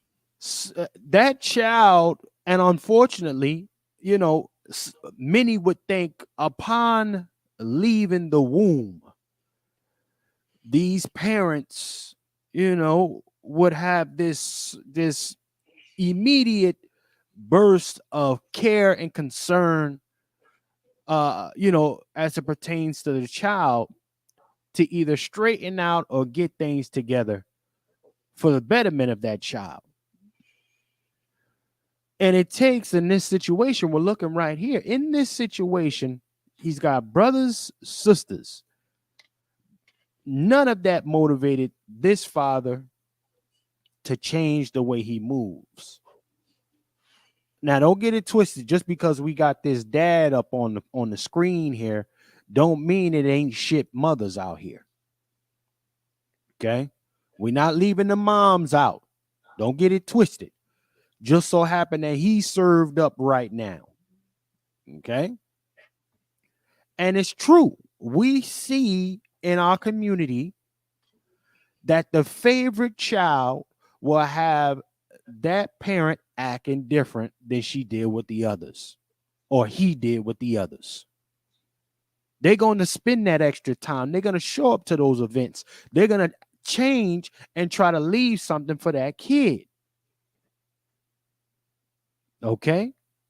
They're going to do stuff like that. And you're going to be like, well, where was this energy for me? Where the hell was this energy for me? Because I damn sure could have used it instead of being stuck with the trauma of not having it for the rest of my life. See, these are the conversations. I want to have this kind of conversation, not the nigga shit, but the nigga shit had niggas in here. Now we talking some serious stuff and the numbers don't went down. See, this is what I'm talking about. I want to have a real conversation, but niggas want nigga shit. When I had them Trump sneakers on here, it was 11 plus people in this in viewing. But now we talking some real stuff. All right? But folks don't want to have that conversation. Let's keep on going a little bit more here, though. Let's keep on going. The bottom line is Ashton is a miracle, man. Because you know I was. He's a miracle. Why, Daddy? You but know, why is he a miracle, Daddy? Because 33 years after you had me, what happened? I had a vasectomy. You had a vasectomy. That's how you know the nigga black. Had a vasectomy. Now hold it here. Now you got the white looking boy here say, you know that nigga. You know that nigga this. You know that. I want to know how many people honestly get triggered by hearing this white boy say nigga. Because he look white, but DNA say he got nigga in him. He's a nigga. Hey, can I tap in on some stuff that I posted up in the back channel for you that you can look at too as well? About the relationship a little bit further. Because I was curious. Yeah, the first time he came to me, it was for $85K in a truck or something like that, and that was for a home. The other one, it was like $1 million. He did ask, and the other one, so like these are real incidents. And then he had another one where we talked about childhood trauma, about drug addiction, stuff like that. My thing is, it's during Black History Month that this is being dropped, right? And second of all, that Black men are considered to take care of their children statistically. So this guy is bringing up an aberration to make it fit that standard of blame all Black men. That's my problem with him going around saying racial explicitives, saying the N-word, while understanding the difference between Negro and the N-word. See, there's a certain standard when you invoke Negro. There's a certain expectation historically that you understand. And I feel like this guy is playing games with us. And I feel like he's the type of guy that'll be a Coleman Cruz that'll go up in a reparations discussion to tank it. He's that guy. If you look through his lyrics a little bit more, he talks about this all lives and all this other nonsense. So just something for us to think about. We need to put the gates up. He's in the people of color category. Hit him with the Negro talk. You know, Chef, I don't disagree with Negro. I'll just add a comma.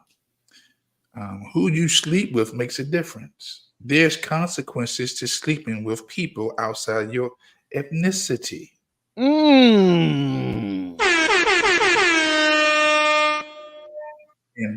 whether you see it in the present or in the future, see, he's witnessing, the father is witnessing his past consequences. Not having the relationship with his biracial son. The son feels a certain way because now you got another child and he sees the love that you poured into that child and he didn't get it. He can sit there, calm, cool, collect. But that's a raging storm on the inside. Okay? But again, because we don't put no respect on who we sleep with and who we bring babies into this world with, and then when they flip on you, again, the relationship between a father or a parent and the child is not reciprocal. And even more when the biracial has to pick the side of the white side or the black side, the white side or the Asian side, whenever you have a biracial relationship, it's the children who grew up really confused. They may not say it out publicly, I didn't ask for this. But you can see how they move. Either they have a strong dislike for their own color or they have a strong love for the other color. All based on a decision by the parents. Well, you know what, brother Juan J. Johnson, ladies and gentlemen. I got more digging information tapping in from the Negro line. 2 seconds. Well, bear with me because we're gonna keep on sliding it a little bit here. Young man's got about 5 siblings. Peace to Sister Veen in the chat. 5 siblings, but now we got the little boy here. And you know what? Listen, we're gonna be honest today. Some of the older siblings don't like them little young niggas because you see how well. See, the problem, I start looking at these adults, honestly. I'm gonna keep it 100 with you. Yep. These quote unquote adults. These adults be so damn hot in the pants or the vagina that they'll go ahead and pop out a child that they're not mentally prepared to do anything with, and then want you to have grace for them later, right? For their shortcomings when raising you. Mm-hmm. They want you to have grace. Oh, well, I was young and I did what I had to do. Well, what you were supposed to do was keep your legs closed. What you were supposed to do was pull out or not even put it in. Facts.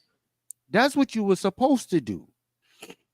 But now I gotta have grace for you because you don't know how to have some fucking sexual control. Right? I gotta have grace for you. And now I gotta live in a neighborhood or in an environment of self-discovery, watching you go through whatever it is you go through, may even have a fucked up household, right? Because you're not making the right decisions, male or female, right? And then I gotta try to just go out there and figure this world out after being in your company, in your environment for however many years until I decide to move out.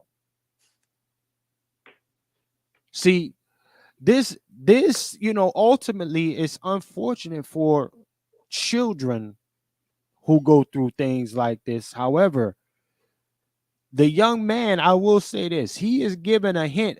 I'm not saying he's fully sold out on one side, particularly leaning toward that mother side.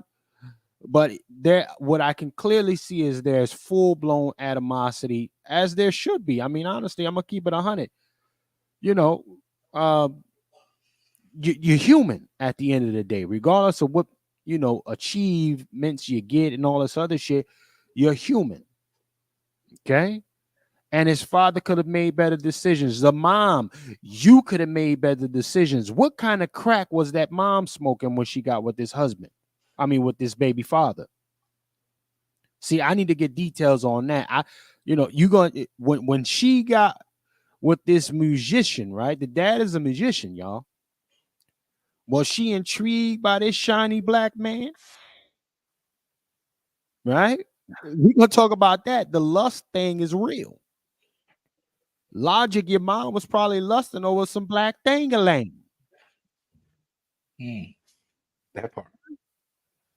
And then when she found out that he really ain't shit, she was stuck with you. So yeah, you're gonna have to point the finger at your mom a little bit too, my boy. Since you the hip, you the tragic mulatto, huh? But let's play a little bit more of this track here. They snipped your nuts. Yeah, they sure did. Cut them balls off And that you came out of, boy. And 33 years, or not, a little less than that. 28 something odd years later, you had a child that pushed through. Yeah, and he's a miracle. He really is, and he saved my life. Child. See, he saved my life. He's saving my life every day. Ashley saves my wife saves my life every day. Shout out to Mara. But you know what? Here's the dangerous part of that. And it's just like what you said, Brother Lone Wolf.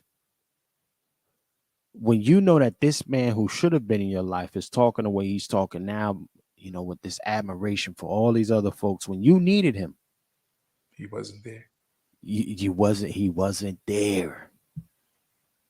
Watch this. And continues not to be there. Still ain't there. Well, I mean, to some degree, they're together because I got another clip.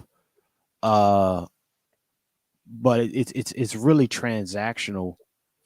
So to a degree, it's a 50-50 thing as far as being there and not being there. I definitely understand where you're coming from with that, Brother Lone Wolf. But these are the dangers, y'all, of putting your shit somewhere early. Opening your legs up when they really should be down. See, I'm not going to keep allowing women to put responsibility on the guys. Take two to tango. Take two to tango. You wanted some excitement in your life. We ain't just talking about these new millennial chicks. Back then, shorties then wanted some excitement in their life. They still do. You understand me, Brother Lone Wolf? So we not going to just be pointing, oh, well, he was in that. Nah, we not going to do that. Just so happen that he's in the hot seat. While the son is over there talking about this is a safe place. Yeah, all right. When he said it twice, I knew it wasn't. Come on. Oh, man. What my...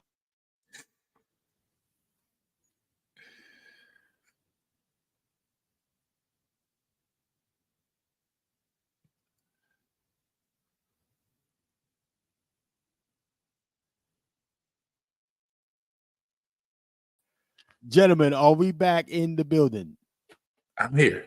Okay, they kicked me out of the studio for a second on that one. Hold on, let me share the screen back up. Let me get the screen back up again. Man, let me get the screen back up again. Yeah, he told him it was a safe place twice. Yeah. Normally, when you have to say things 2 or 3 times, you're only reminding. You're trying to remind yourself. Self. There you go. Come on. You know, like well, I'm not going to change the conversation, but yeah, when they Right. said that twice, I said this is not a safe place. It's anything but safe. It's hostile. It's Yes, a hostile because environment. So, you know, but I'm gonna play a little bit more of this track here. Here we go. As I told you, you know, my wife is my rock, man. You know, she's my rock. Yeah. You know, and Aston, he's just him, man.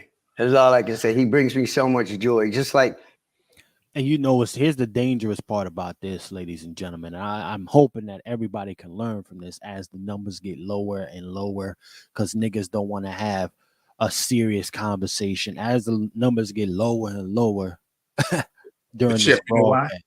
You know why? Go ahead, Because brother. they're watching their own trauma being played out. Most of these viewers can identify with something like this. You just unearthing some cobwebs, something that was buried, or they just ignored. It hit me too because I'm dealing with this right now in my 50s. Hold on. In your 50s, this is touching you like it's still the first time. It's a reminder that that it's still ongoing until the parents or the children rest in peace. That scab is still open between those parents and the child, especially when you have one that's reaching out and the other one is resisting or don't know how to. I know with this older generation, they do things because that's the way it's always been done. They do things out of what they've seen do. They mimic what they've seen their mothers or their fathers do. They really can't articulate why they did what they did. They do it because that's the way it's always been done. Right. They pass down that trauma and expect you to get on board and accept that inappropriate behavior. I called my father messy. I'm not messy. I said, yes, you are. I respect you are messy. Multiple women, multiple children, no responsibility. And picking favorites. Oh, I see this conversation. You said picking favorites, huh? Among his children, yes. If he can get this brother reminds me, the father reminds me of the father who's given everything he has to that one child, but neglected the other ones. And he still wants that reciprocal love, but he never gave it. That's a bad. That's woo. It's deep when you know you haven't been there for just advice, for just special events, accomplishments, but you still come back and said, give me, can you spare? Wow, Steve. To a son you didn't love, that you never loved. You sired, or you brought forth a child, but you never loved the child. Right. But in your own unique way, you still demand some love because I'm the father. Come on, man. And some assistance. And that, my brother Lone Wolf, right there. You know, this is where I run into the issue with folks. I'm your parent. You need to respect me. No. You need to qualify for the respect. You got to qualify, right? Because I ain't asked to be here. right? Children don't ask to come here. They just come here because you doing some things. And, whether you a test tube baby or you a naturally born baby, them kids ain't asking to be here. So then now you got folks who are forced with a decision, right? To be stubborn and still party, do what they want, or sacrifice it for the greater good of that child.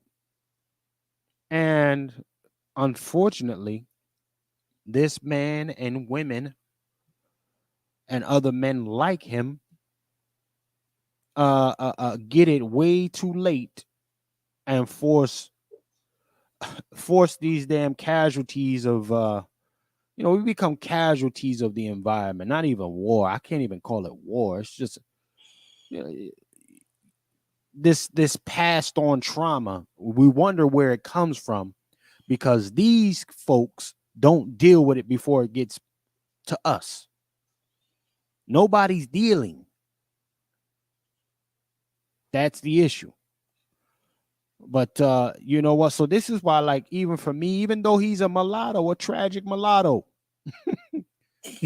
okay, I don't even blame the dude for getting his lick back. Right. That's me. I'm gonna keep that 100. I don't blame Lil Logic for getting the lick back. People say he using his dad. Nah, I'm gonna get my lick back on this dude. I'm gonna get mine because you know what? You still a stranger. And you know what? You did me wrong. I got to get mine in order for me to feel half decent. So I'll say this. I think that I put a lot of value on the scripture that says, honor your parents, that your days will be long. Right? Right. And I can say my father turned 80, I think last year. And now, I hadn't saw him from 2008 to pandemic. I hadn't spoken to him. From 2008 to 2020 was 13 years. We hadn't spoken. And I went to see him to check on him to make sure he was good. Because for me, it was about honor. It wasn't about respect. More so honor. And honor and respect it's dual. I recognize that I wouldn't be here if it wasn't for my mother and my father coming together. I'm still a product of them, even if their behavior is inappropriate and I don't subscribe to it. But I know I'm here because those two got together. Honor. So I drove to see him. He didn't even know I was even coming. Knocked on the door. Showed him some honor. Didn't have a long conversation. But I understand honor. Not that he did nothing for me. He's done nothing for me. Nothing. I can't quote him. But I showed him some honor. Because we all are going to get old one day. And not that our children are supposed to take care of us, because I'm not betting on that. No. Because I know that the relationship between the child and the parent, it's not reciprocal. Right. Anything will change them. They can love you today and hate you tomorrow. Okay? But again, we just need to be mindful of the decisions that we make, because every decision, there is a consequence. Either in the present or in the future. No doubt. But there is a consequence. No doubt, Brother Lone Wolf. No doubt. Brother Negro, what say you about what you're hearing so far, sir? I know the Negro. Oh yeah, I was doing some little digging. I was looking to see who he married to now. You know, Yes, like sir. I was not comfortable with him using the N word, and you're not married to a black woman. You're not having children with a black woman. You're not passing on the legacy onto black people. But yet still you want to invoke Negro. See, I'm still stuck on that as Negro Black Knight. Like I got to be the guardian of the culture. Keep your sword drawn, Negro. Keep it Yeah, yeah. drawn. Yeah. Yeah, because like I'm just getting upset with people that feel like they can crash course our legacy. And what I mean by that they could just hijack it, do whatever they please, and then say, "Well, I'm a Negro though." How? Like, were you in a Negro community? Where were you at on Black History Month? Were you rocking the kente cloth like Kamala Harris? Like, we need some answers. Because DNA is just not cutting it. Because when you look at the Italian mob, they want to know what Pacific country did you part of the country you come from. So it's beyond blood because they're looking at a Pacific culture and a Pacific family. So like he looking real unfamiliar. Yeah, he can get the reparation, but him carrying the torch, oh hell no, oh hell no. They got it like, and he might not even get reparations if he got white on that driver's license or white on that birth certificate. You know, like that's what I think.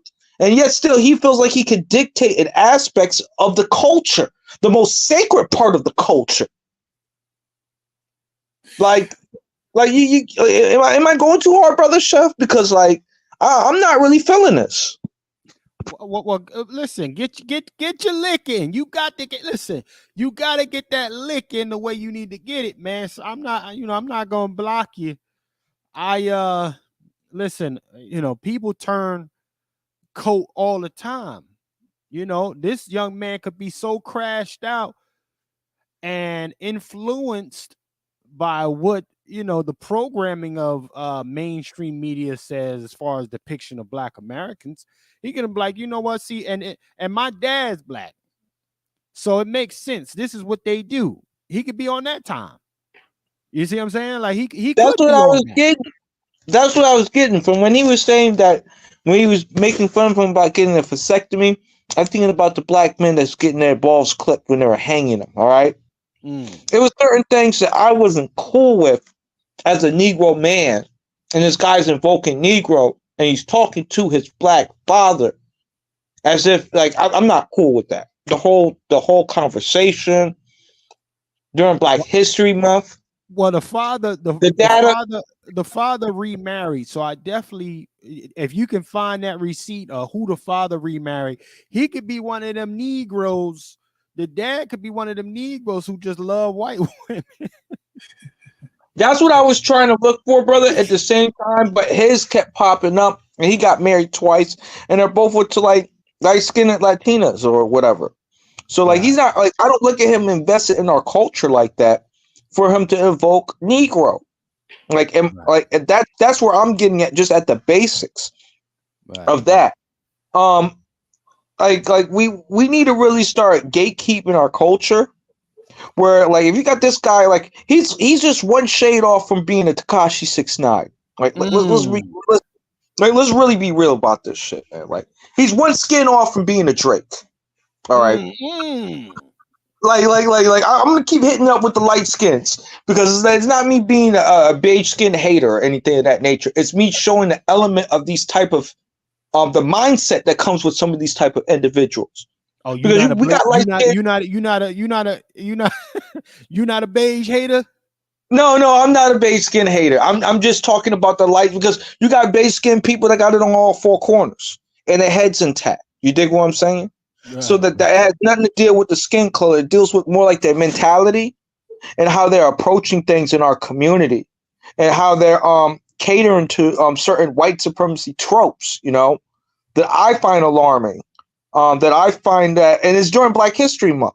And statistically, Black fathers are the most engaged in Black children's lives. So for him to bring out this counter narrative during Black History Month, it's like a black eye to the brothers and sisters in the community next to his white wife. Like, let's get it. Yeah. Let's play a little bit more of this track. Though I knew, brother Lone Wolf, you're so right. This is hitting home. It's getting a little hurtful to folks, but I ain't trying to hurt nobody. I'm just want to have a conversation. All right. And listen, it's a necessary conversation, man. It is truly a necessary conversation when you just put it on black father, when you just put it on father and son dynamic, right? Unfortunately, this guy has to happen to have a black father, so then now it's got to be black father dynamic. And with us having with black men having a phenomenal statistic of being present in the kids' lives, as of 2021, leading the charge, certified father, right? This man right here, this old school cat, does nothing to help that statistic. But again, we got to also make sure that he comes from a particular time. Right. Okay. Papa was a rolling stone. Right. Right. Where he lay his hat was his home. Well, he gave that away. He gave that away when he got the vasectomy. Come on. He didn't put no value on his sperm. You see, so I just wanted to go there, which I wanted to go there and touch. But let's go ahead and play some more of this. Seeing my grandson. Oh yeah. Okay. That's that brings my heart joy, being able to see little Bobby hang out with my grandson because I haven't seen him ever. Yeah. You know what I'm saying? Except for stealing pictures off of Instagram. But don't worry, I'm gonna send you pictures now. So me, I just want you to understand, man, that when we had that conversation today, and since you had been in the house, 16 hours, and by then you had asked me for everything in the world. Everything in the world, Daddy. You asked me for a car. You asked me to help me pay your rent. You asked me for all this other shit. And you know what? It's the first time in our relationship that I didn't want to block you, or I felt that you had crossed the line that I set, and you crossed it anyway. And then I realized that this time it is truly beyond a selfish place. This time it is about your son. It is about your wife, because as a 68-year-old man, if you're an asshole. As a 68-year-old man, you may not have that many years left, and here you are not being selfish. You're trying to create something for them that you want to be able to leave behind. Let me pause it right there. Y'all think that's cap? What y'all think? Y'all think that's coming from a genuine place? Because listen, that's that. Hold on. Let me get this, and then I'm gonna give it to you. This is why I wanted to have a conversation. Okay. Some of us have the ability. I'm not gonna say all. Some of us have the ability to move past shit, right? But we won't forget shit. We can move past it, but we won't forget it. And in this case, the father may be benefiting from the bloodline in this case, Brother Negro, Brother Lone Wolf, everybody that's tapped in and that's going to be checking in on a replay. The father may be benefiting from this child here, Logic, saying, you know what? Listen, you didn't do it for me.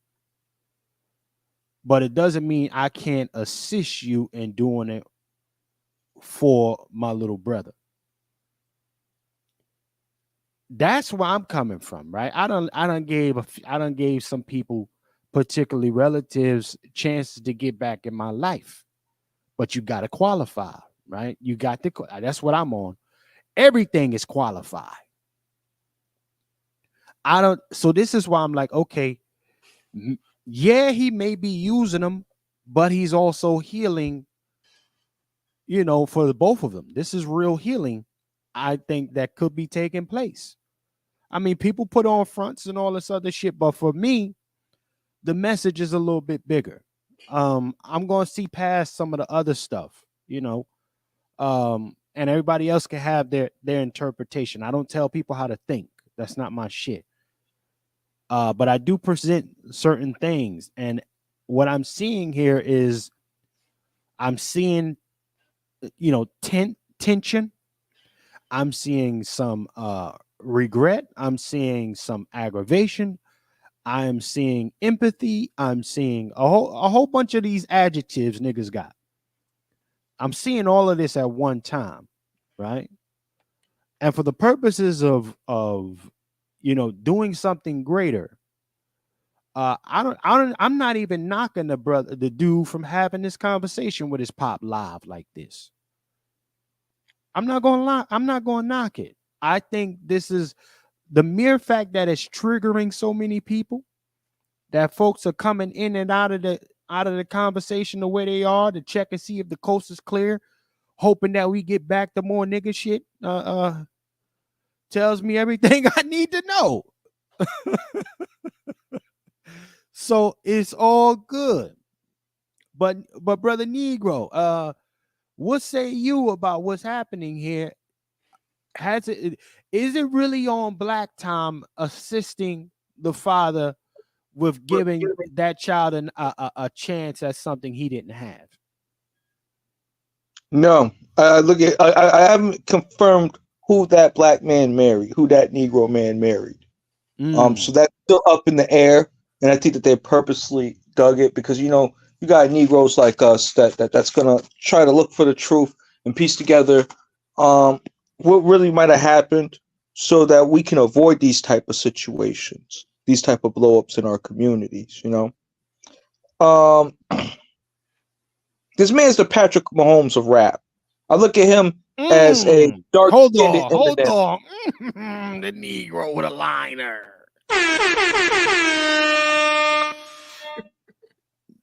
Called him the Patty Holmes of rap. Go ahead, Negro. Oh man. Yeah, because he's talking black, like whatever, but like he's married to a white woman, not once but twice, like who you leaving your legacy says a lot about who you are as a person. So I look at it's all cap, man. I think it's for him to get clicks and views. I think it's him to be exploitive of the black legacy and not to be checked on it, because I'm biracial. Or because I just have got the bloodline. And I really think that just because you got the blood in your veins, you still don't qualify, little brother. You still don't qualify. Because if you knew what the word Negro would have evoked, you wouldn't be talking to your father in that manner. You wouldn't be putting your father out there like that, because you know how the media is against the American Negro. Malcolm warned us. Malcolm told us and showed us, So for him to put his father out there on Jump Street like that, even if he is maybe wrong, I don't think that's the move, man.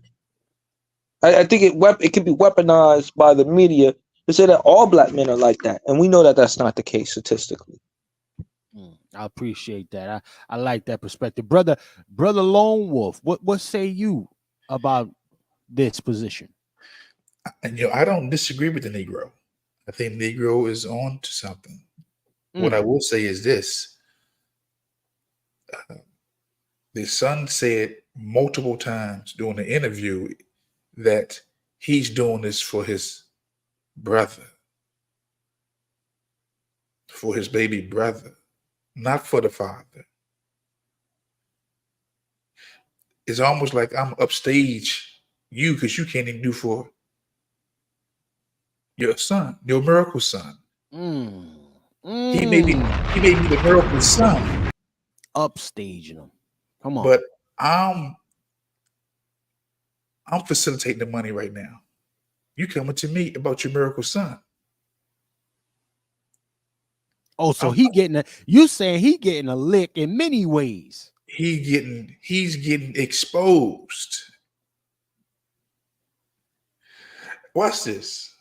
I got brothers and sisters that I didn't grow up with. And our love for each other is stronger than the love for the parent. So I'm seeing the love for his brother overshadows he tolerates that father. They just got together, man. This is like they haven't seen each other in 10 years. I would watch this. Love covers, right? If I love you, I'm gonna cover you. I got you. I got you. I'm gonna cover you. That son ain't covering his father. And covering you, we're gonna have a conversation one-on-one first before I put you before the whole world. Watch this. I won't even befriend my father because if you can't call me on the phone, you can't sneak on my page and talk to me. There is no conversation unless you picking up that phone. You're not gonna be spying on me, looking everything I write, screenshotting, and then we ain't talking. That's a backdoor move. Call me. Let's have a conversation. To this day, my father is not my friend on social media.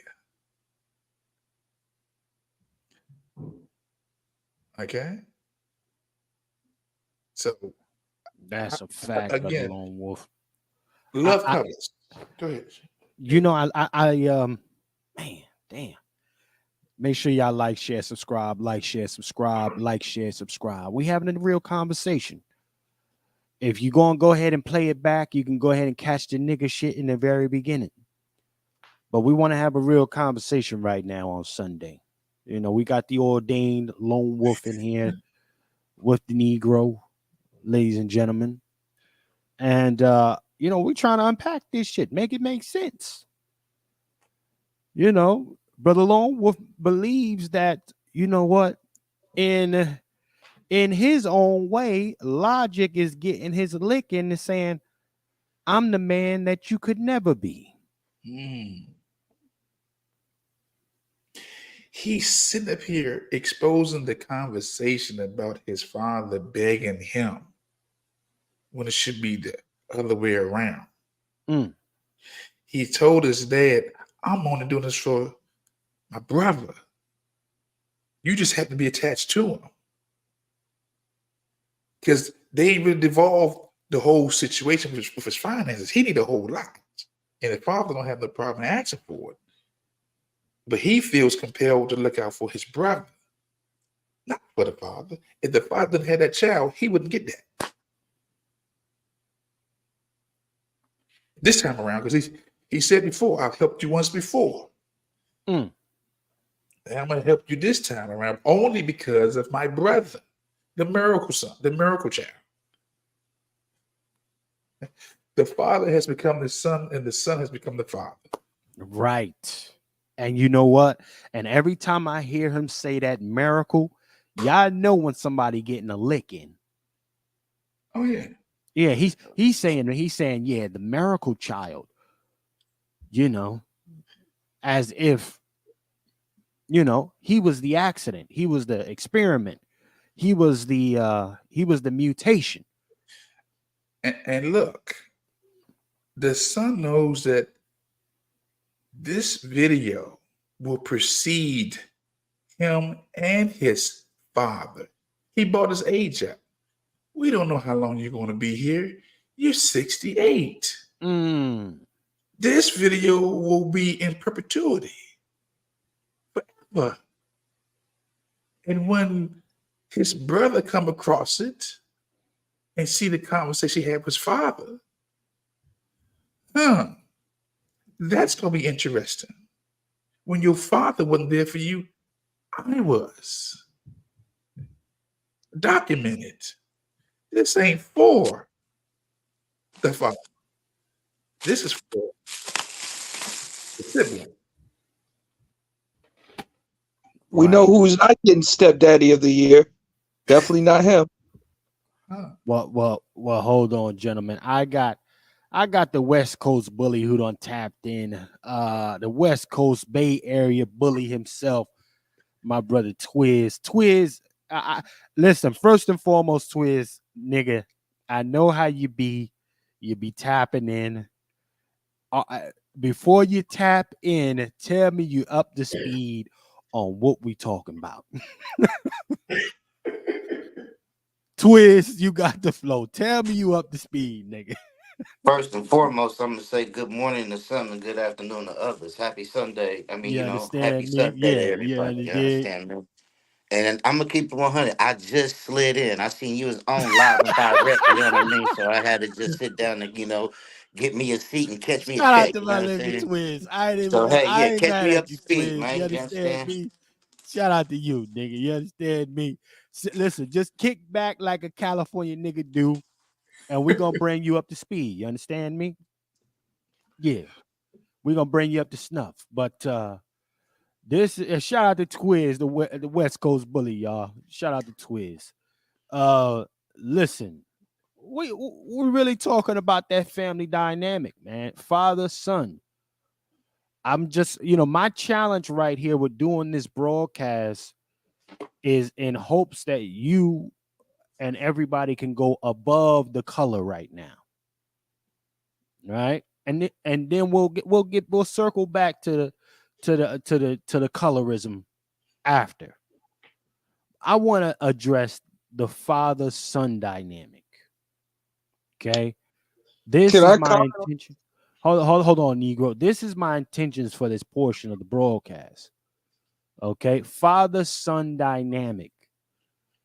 And what it hit me, like I said, it hit me because, again, as a guy who would have liked to have had some kind of relationship with my biological before he passed away. I understand where this comes from because, again, some of the interactions as an adult with my biological before he passed was, let me get some money about you. So that for me, that hit me a different kind of way when I heard the let me get a lick up off you and I got you later type of time. But he ain't even talking about giving the money back. He's like, yeah, give me a truck, get me a house for my band, give me something for your brother, all of that. Gimme. So it hit a little different for a cat like me, because at least the illusion of getting my money back was out there. Yeah, what I mean? So let's go ahead and play a little bit more of this. And you're coming to your son that you love, and you want to try to find some source of income and help so that the people that you absolutely love will be okay. And there's nothing wrong with that. And that's why I didn't say fuck you. That's why I didn't say here we go again, because it wasn't the father that I knew smoking crack and running around and trying to get what he could get. It wasn't the father that I knew that stole my identity as a child and maxed out credit cards and ruined my fucking credit. That's not the same man. That's not the man that I'm looking in the eyes today. Yeah, but what I want to say about that is, what goes around comes around, dog. The things in which like I have done in my past have come back to haunt me. Okay. But what I realize is, how am I going to deal with those things that come back from the past to haunt me? I have to, number one, address them. I have to look at them, because like you say, peace, love, and positivity, right? Yeah. But, how can you have peace, love, and positivity if you don't have experience, strength, and hope? Because they both come together. And that's your saying. That's how I say it. And I love it. Say it one more time. Peace, love, and positivity. Say yours one more time. Experience, strength, and hope. Experience, strength, and hope. That's right. That's right. That's real. And I interesting how the son is son and the father. Y'all see this, right? Interesting how the son is son and the father. Brother Twiz, give me a little bit more from your family. I'm gonna bring you up shortly, but it's interesting. The son is kind of condescending. I'm getting a lot of snappy energy coming off dude. And I'm just I like, 100% agree. I 100% agree. He got a lot of feminine energy listening to what his mama told him. I yeah. went through something like that. You know what I'm Well, saying? hold on, Twiz. I'm gonna bring you in. I'm setting you up. This is when I see this exchange, and you know what? Again, I'm gonna tell y'all straight like this. When you had that moment with the estranged parent, whether it be the mom or the father, because the father just happens to be the one on the hot seat.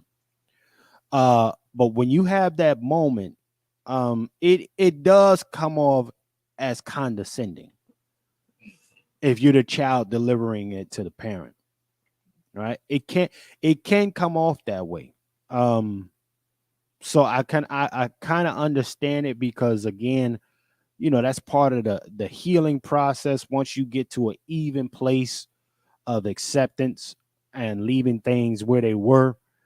And some folks just got to get their lick. Again, I'm gonna say that some folks just got to get their lick back. But I'm gonna play a little bit more, and then we're gonna go to the fellas. I want to hear for the fellas. Let's go ahead and play. Appreciate that. And I think one thing that I want to, we've never done anything like this. This is an exclusive. Exclusive. DJ Drama about to pop out this motherfucker right now. And I really want you to know, like, we're in a safe space, Dad. I understand it. Like, I could look you in the face and tell you this is the biggest platform that you've ever had in your. He don't believe it's a safe place. Stop saying it. See, Brother Lone Wolf, where we at? Number 5 on the safe place? We're number 5 on the safe place. That's not a safe place at all. That's an expose you place. And soon to be explosive. But go ahead, Brother Lone Wolf. Yeah, the safe place would have been a 101 without the cameras. Behind closed doors, a sit down father and son. You know what I'm saying? Look, again, I honor my father in not exposing him until we had a conversation. And then after we had the conversation, it ain't no secret. Because what I'm going to say, I've already shared it with you. He doing just the opposite. He said, this is the first time they had this conversation. So this is not the time to have this conversation. Right. This is straight up technology at its highest level. Oh my God, this is bad. Not only that, Brother Wolf, is disrespect to the father. It's disrespect to the father for the simple fact if you want to expose your personal business and how you feeling in our past, this is something we don't do for the world. This is that clickbait shit. We gonna call this nigga clickboy because he doing this for clickbaits. And he's doing this to get women's approval. He probably doing this on the behalf of his mother. You understand me? But go ahead, Chef. Oh, you think I like that. Marinate on that, Brother Twiz. Twiz say he getting a lick back from the moms. For the moms. He's getting a lick back on her behalf. That's a good place to do it, because listen, we're not gonna act like the mothers don't send a son off. Niggas, his body's dropping every day because a mom done sent her son off. Talk about old boy, that's the mom sent old boy and shot the dude up while he was in the chicken spot. I'm just saying. But let's go ahead and play this. Motherfucking life right now, right here. Talking to the world, talking to millions of people. Not to freak you out. You know what I'm saying? But I'm saying this is you, and you're the most realist and you're most honest. And I'm gonna be real. We're gonna be here for a little bit, man. We're gonna be able to talk and have a conversation. We can take breaks, you can take a piss, you can smoke a cigarette, you can do whatever the fuck you want, Daddy. I love you. And no, for real. And I'm just excited to talk. That I love you, safe place, those are fillers, y'all. Yeah. Just know that's it ain't what he's saying. He can't even look him in the face strong when he say it. That's what y'all gotta peep the body language. Yeah. You understand me? But I'm gonna play some more. Wait. Can I? Go ahead. Yeah, I wanted to say something. 2 seconds. His mother was involved with crack cocaine, right? I know that he mentions her a couple of times in her song and stuff like that, but he's not giving her that type of smoke on that. I know she might have raised him, might have had some contact or something of that nature, because I thought he might have been raised by his grandparents, but I don't know his full backstory like that. But I don't see him having this type of smoke for the mama. And we don't know if the mama even concealed who his birth father is, and I feel like just the way that he's getting at this brother on Black History Month, man, it's such the wrong tone. Like I'm gonna keep harping on that, and this is coming off the hills off of the Swifties promoting the father and daughter dynamics. Now you got somebody downplaying the father and son dynamics of Black men. Right, right. I feel you. I understand that too, man. I mean, listen, the fact is that right. The fact is that we're looking at a situation, right? We're looking at a situation here where um I can almost I'm almost sure the mom sent this all, but this was one of the licks that he had to get himself too. He had to get himself that lick as well. Let me see something. Hold on. Let me go ahead and put this up. One more. Let me go play a little bit more here. Biggest thing before we truly get into what we're about to get into is I have grown as a man. And in the years that I put you out of my life and I did not talk to you because you crossed the line I asked you not to cross, and you crossed it over and over and over again. The same line that you crossed 5 times in the last 16 hours since you landed, I'm at a different place in my life. And I want you to know that I love you and I'm not going to block you and we're going to talk through shit. And I wasn't in a place to talk through shit because I was raising my own son, because I was, I am a fucking walking company, because there were so many things that I needed to handle for myself. And, one thing we talked about earlier, Father, who I love, we talked about the fact that, y'all see what's happening, right? The explosion is coming. I hope y'all see it. All of this, look at the back and forth with the head. If I help you, because I know you talk shit about me. You've said, Dad and Bobby don't help nobody. You've said this. I'm not saying you're saying it right now. No. I mean, the bottom you've line said is, it. It's been said by me before. Exactly. But the bottom line is, what I realize is that you don't owe me a motherfucking thing. You don't owe me nothing. And I had to come to the realization of that. I gave you your talent, but my talent was given to me by my father, which is given to you by your father, sure. which is given to you, in which you're going to give your son, 100%. Bobby. Yeah. Okay. So it's going down the line. It is. But I just want to say one thing. I want to say that. Hey, that's why I want to go with y'all real quick. Let's go there. Let me go here now. Let me go here. Did the father betray the Black American community? I'm gonna go to Lone Wolf first. Did the father betray the Black American community, knowing that he inherited his talent from his father and it should have been kept in the Black community, but no, he put it somewhere else? What say you, brother Lone Wolf? I would say that the father just didn't have the respect for his seed. Like many of our brothers, we don't put no value on our seed, on our semen. There are intrinsic properties in our semen that we pass on. Once we put some value on that semen, you would be discriminating about who you bust in, who you decide to lay with, who do you give birth to. So I can't really blame the son, because the father was reckless with his not having penis discipline. There you go. Come on. So no, I can't blame the son right now. Again, it's the men. It's the males. I wouldn't even call it. He's still operating as a male, would appear to be a man. The father, still reckless. Oh, this is. Man, I can unpack this for days, man. This is a lot. This is a lot. brother Negro, what say you? Same question, sir. Let's go there. What say you, brother Negro?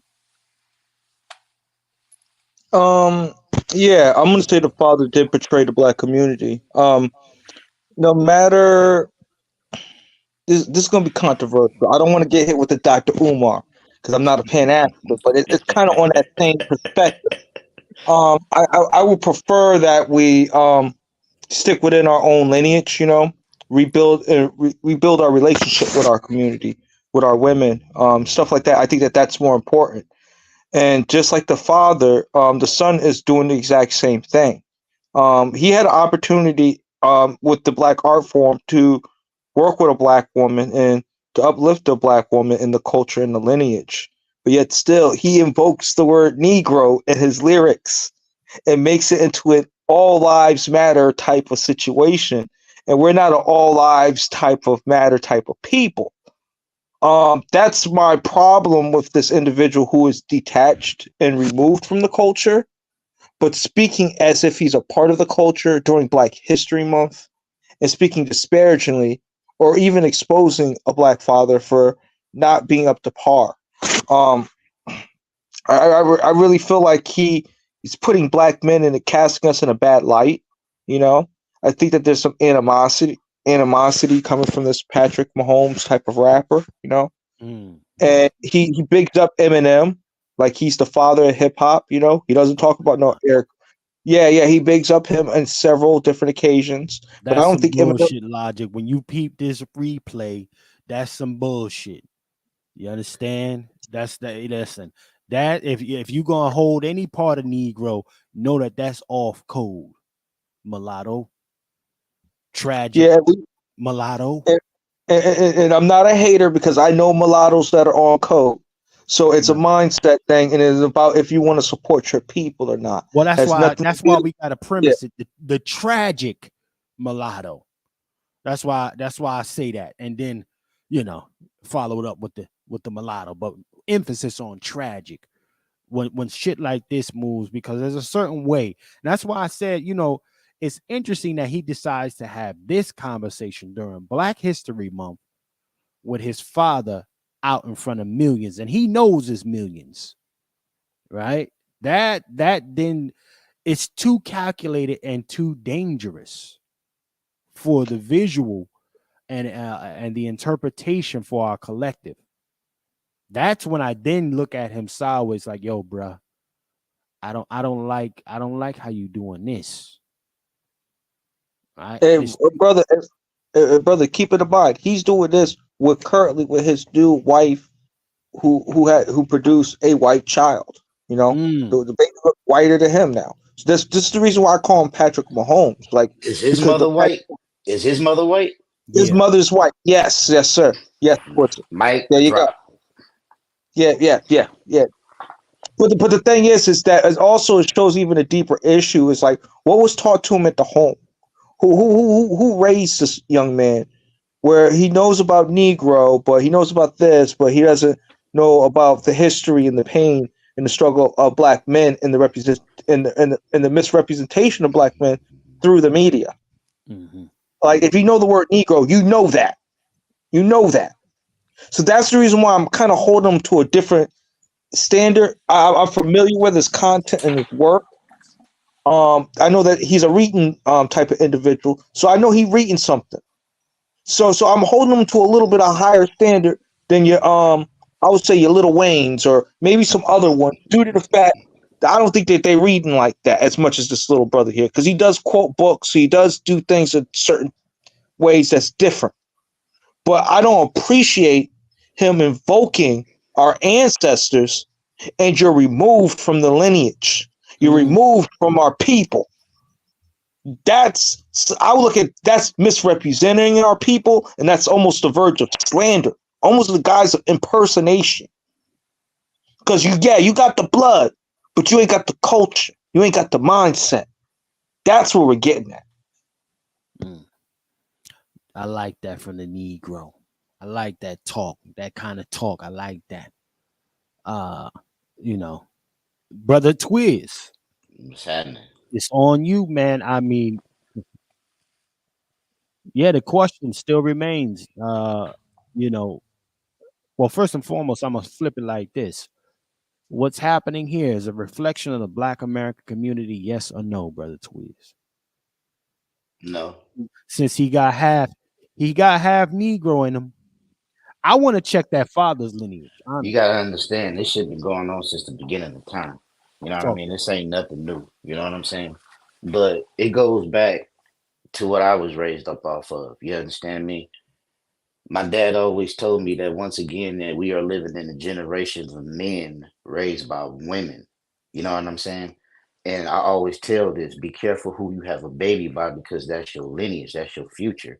So by the father having a baby by a white woman, she raised that little boy white because that's how she was raised. So that's all she know. She didn't raise that little boy off red beans and rice and hot water cornbread, fried chicken, greens, macaroni and cheese, and motherfucking candy yams and meatloaf. She wasn't raised off that good shit. He was probably raised off corned beef and cabbage or sauerkraut or something. You understand? So it's hard for him to identify with being black, but his only connection to what blackness is, and I agree 100% with what you said, Negro. His only connection to blackness is his father, and he used that as his gateway. You know what I'm saying? To deal with black. I bet you 9 times out of 10 he hates his blackness. He hate being black. That's why he getting at his father like that, like he's checking his father, like he calling his father in for a sit down, and he's scolding him, which he can't do. Because as I'm hearing the father is checking him calmly but coolly. Only reason why the father there, because the father probably want to have a relationship with his son. Other than that, I could tell by the father kind of sharp, so he don't even want to deal with that bullshit. You know what I'm saying? You could tell he was raised off that feminine energy, and that's how he coming. Because when you listen to him, that's what he's portraying.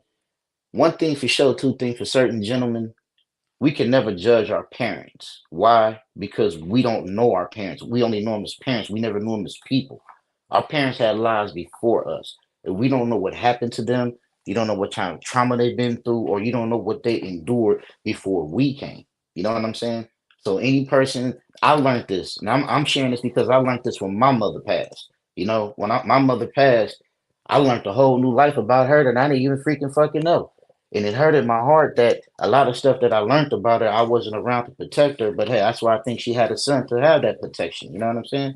Because women had it hard back in those days. You know what I mean? In the 60s, 70s, 80s, it wasn't no such thing as domestic violence. It wasn't no such thing as I'm going to call the police. It wasn't no such thing as you got to get out of my house. Back then, a man could be able to do whatever he wanted to do with a woman, physically, mentally, and emotionally. You know what I'm saying? And when I learned the trauma that my mother been through, man, it hurted my heart that I wasn't there to protect her, and it hurted my heart that she was gone and I wasn't there to apologize to her. You know what I'm saying? So any man that's coming with some feminine energy like that, he's getting that from a woman. You know what I mean? He's getting that from his mother. Because me, I never judged my father. I was born with another man's name. You know what I mean? The only reason why I knew I was my father because every man in my family has 6 fingers. You see this right here? Every man on my dad's side has 6 fingers. We all born with 6 fingers. That's how my mother knew I was that man's son.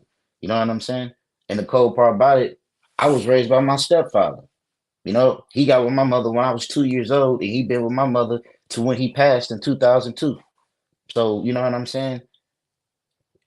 It go back to what you was talking about when I came in the room. The role that a father plays in the son life is the most important role of all because he's going to guide him on that path of manhood.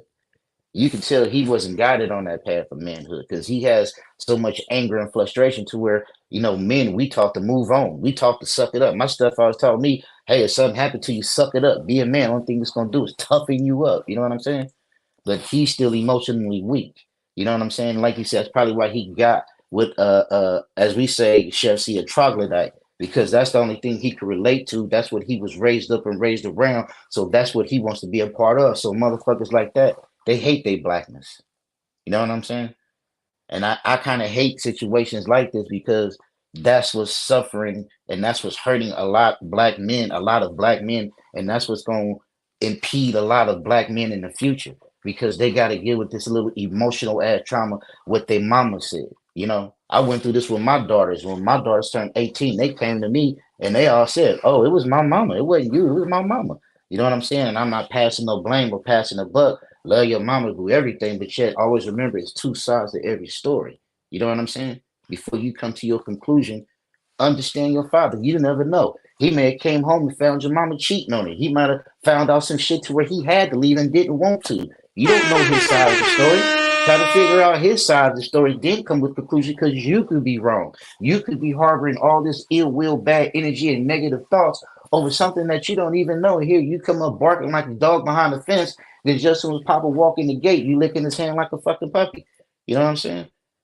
Take time to learn. My dad always said, it's two sides to every story. You can never understand, boy, overstand, because you can never be a master studying one side. Study both sides, and if you can get more, the better. You know what I'm saying? But little dude right there, he's emotionally weak. You know what I'm saying? And I don't give a fuck how much he talked to his father. He ain't gonna never be able to heal that damage that his mother put up on him. And even if his mother was on dope, so motherfucking what? Nigga, you gotta be a man out here. And you can't blame nobody for what happened to you in your life. You have to be accountable from the time you turn 18. You are fully responsible and accountable for your life. And you can't pass the buck, point no fingers, or cry wolf. You know what I'm saying? You got to stand on your square, 10 toes down, chest out, head held high. You know what I mean? And that's the only way you can do it. I learned that at a young age. I don't have nobody to call. I can't call my big brother, cousin, uncle, or nobody. I just had me. And that's how I learned. That's why I'm the man I am right now, because I learned how to depend on me. Like Brother Darren always said, when I come across a problem, I fix it. I don't cry about it or ask why me or woe with me. Fuck it. If my tire get flat, if I got a jack, I'm gonna jack it up and I'm gonna call motherfucking AAA. If my engine not working, if I need a dead battery, I'm gonna pop that motherfucking trunk, grab the jumper cables, grab my other car and jump that motherfucker. You know what I'm saying? I'm gonna do what I gotta do because who I'm gonna depend on? No motherfucking body. You know, I cut my mic there. Yeah, cut your mic there, nigga. Shout out to Twiz. Listen, let me go to the lone wolf, Brother Wolf. And then I'm gonna go to this other slide. But Brother Wolf, we are when are men able to show a more sensitive side, quote unquote sensitive side, that human side? Because right now, people are saying the young man is being soft. This is feminine energy. So, this is kind of just shut up and dribble energy to me. You're a basketball player. Just shut up and play basketball, nigga. You a man. Just shut up and keep all your shit inside. Where could there ever be a safe place for a man? And who's to dictate how you heal? Right, Brother Lone Wolf? So I ask you the question, man. Where are the safe places? Where is a suitable safe place for a man to have his moment? Only behind doors? So I think that the suitable safe place is within. I think that you got to know who you are. I think that's a scary quest for most men, is to find out who they are, because many are being somebody else. So the safe place for just finding out who you are and not being dictated by others. Again, I think in this situation, all I see is pain. I mean, just straight raw pain and exposure. Again, I didn't have the relationship with my father, but I still covered him. I still, when it was time to have the conversation, we had that conversation. Right. I didn't expose him to the world like this brother's doing. In his mind, he may think he's right, but I understand energy and I understand what you put out. You gonna see it again. Maybe in your child. Okay? Because look, watch this. Just good intentions is not always the right decision. I've lived to see good people do everything for their children, and them children flip on them. And I lived to see parents do nothing for them children, and them children love them to death. So this is an interesting situation, but I think it could have been, it should have been handled differently. But he has a point to prove. He wants to expose his father. Again, remember, I've said before, it's 3 types of neglect: verbal, physical, and neglect, not and being absent. You seen a hurt son talking to his father who wasn't there. And he's showing no mercy right now. He Hey, knows. Brother Wolf, you forgot one more. Emotional neglect. Yeah. So he's showing no mercy right now. He's projecting calm, cool, collect, but he's a storm. That's a storm, brother. I'm a wordsmith too. I see him. Well, let's play a little bit more of this one here. I got a different one, and then we're gonna shut this down. It's a lot to go through. Y'all can go to the platform and check it out yourselves. But let's go ahead and play this portion. You know, one of the last times I tried to reconnect with my dad, first thing he asked me for is $1 million. He says, I need $1 million. He said, boy, I need $1 million. I said, for what? First of all, can we go catch motherfuckers? Shit. Can we go fishing or something? Like, you need $1 million. Can we throw a Nerf football? Yeah, seriously. You know, so I'm like, okay, no. Why do you need $1 million? And he's like, so I can get a studio house for my band, because my dad plays African percussion and sings. He's actually a damn good musician, if I'm being honest. It's just, you know, the drugs and all that. So shit never really panned out. And I was like, Dad, no. And I put him out of my life again because I set these boundaries and he would just step over them. And I always told my dad, I said, don't talk to me about money and don't talk to me about fucking music. Like my dad, he really does. He calls me Logic, like even to this day. Like sometimes it'll slip out. And he'll say, no, he won't. And then I look at his phone and my name is Logic in his fucking phone. And I'm like, bro, what? Anyway, a couple months ago, I decided that I was going to let my dad back in my life because I'm looking at my little boy and I'm like, and now he's like, I need $30 million because you talked about it on your podcast. Exactly. Sorry, keep going. No, I thought about, there was a version of me at 50 years old, wiser than I am now, whose dad is dead, right? It's just, there's never going to get that back. And I was like, you know what? Here we go. I'm going to try it yet again. And I let my dad back in my life, fly him out here, first class, take care of him. Walks in the door, goes, I need a truck. I need you to buy me a truck. Off jump, right? So instead of doing what I always would do, which is go, fuck you. How could you do, not really, but like being like, how could you talk to me about this? Da, da, da. I'm putting you out of my life again. I said, Dad, you haven't been here. And he was like, I need you to pay my bills and all this shit. And I was just like, why are you doing the one thing I asked you not to do?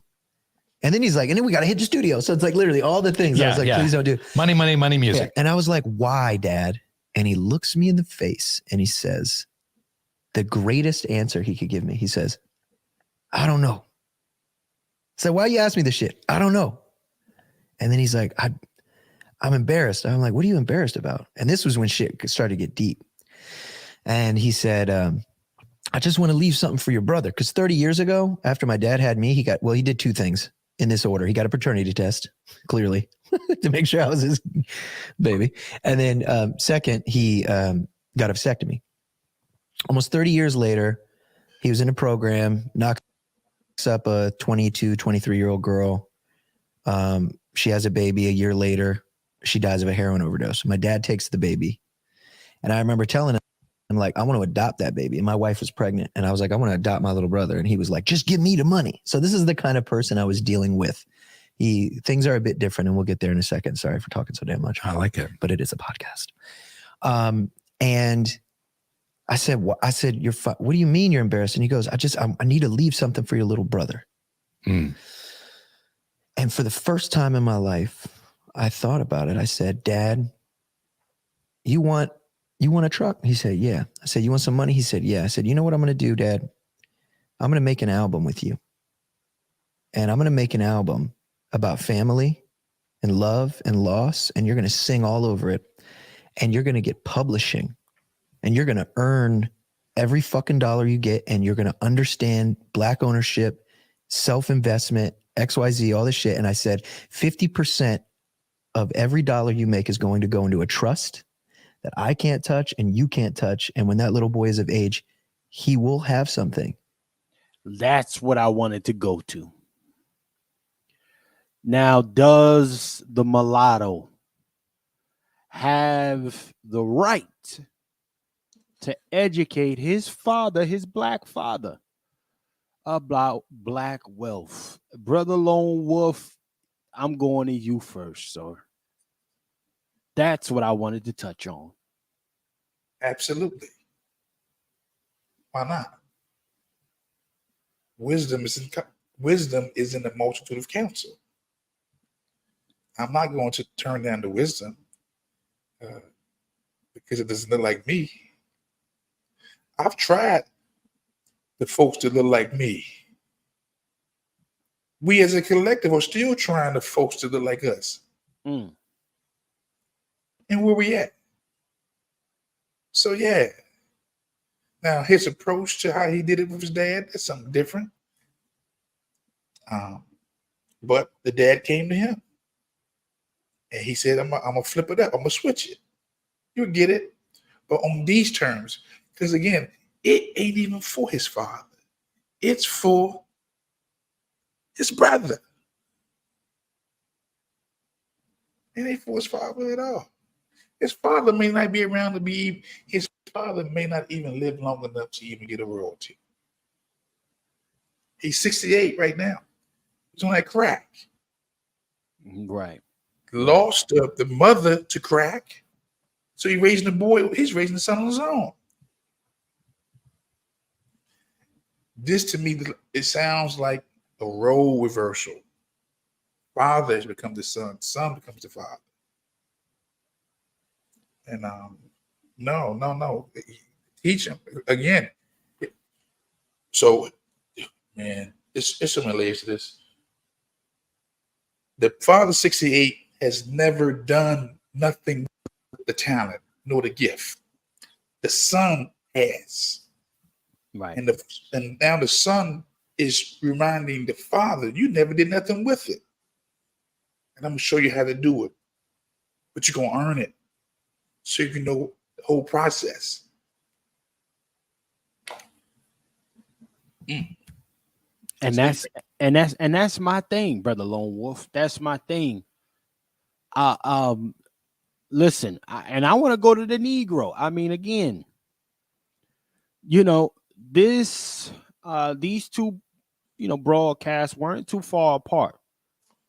Okay. And in this, where he's talking about black wealth and, leaving something and all of this, do you still stand on the position that that he was doing this to take a bash at the black community in the previous interview? You there, Brother Negro? All right, he probably got froze up. I'm right here. No, I'm right here. I was in the middle of, you caught me punching up something. I was trying to find out if Logic mentioned reparations or lineage-based reparations or downplay that. That's what I was in the middle of you guys talking to see if he even made any mention to these things, because he mentioned Negro.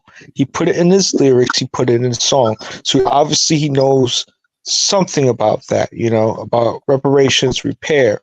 I didn't hear him talk about the intellectual leaders that we quote when we talk about business, like Dr. Claude Anderson, Dr. Darity, black economists, and other black businessmen and leaders, So how is he, I understand teaching him or showing him, but I think that's something that could have been done in private, not in public. I feel like he was undermining the black man, like saying, I'm the light-skinned mulatto guy or whatever, because I'm further away from black. I know more than you. That's what it alludes to me. And I don't like that being cast and being portrayed, especially during Black History Month, especially when majority of black men take care of their children,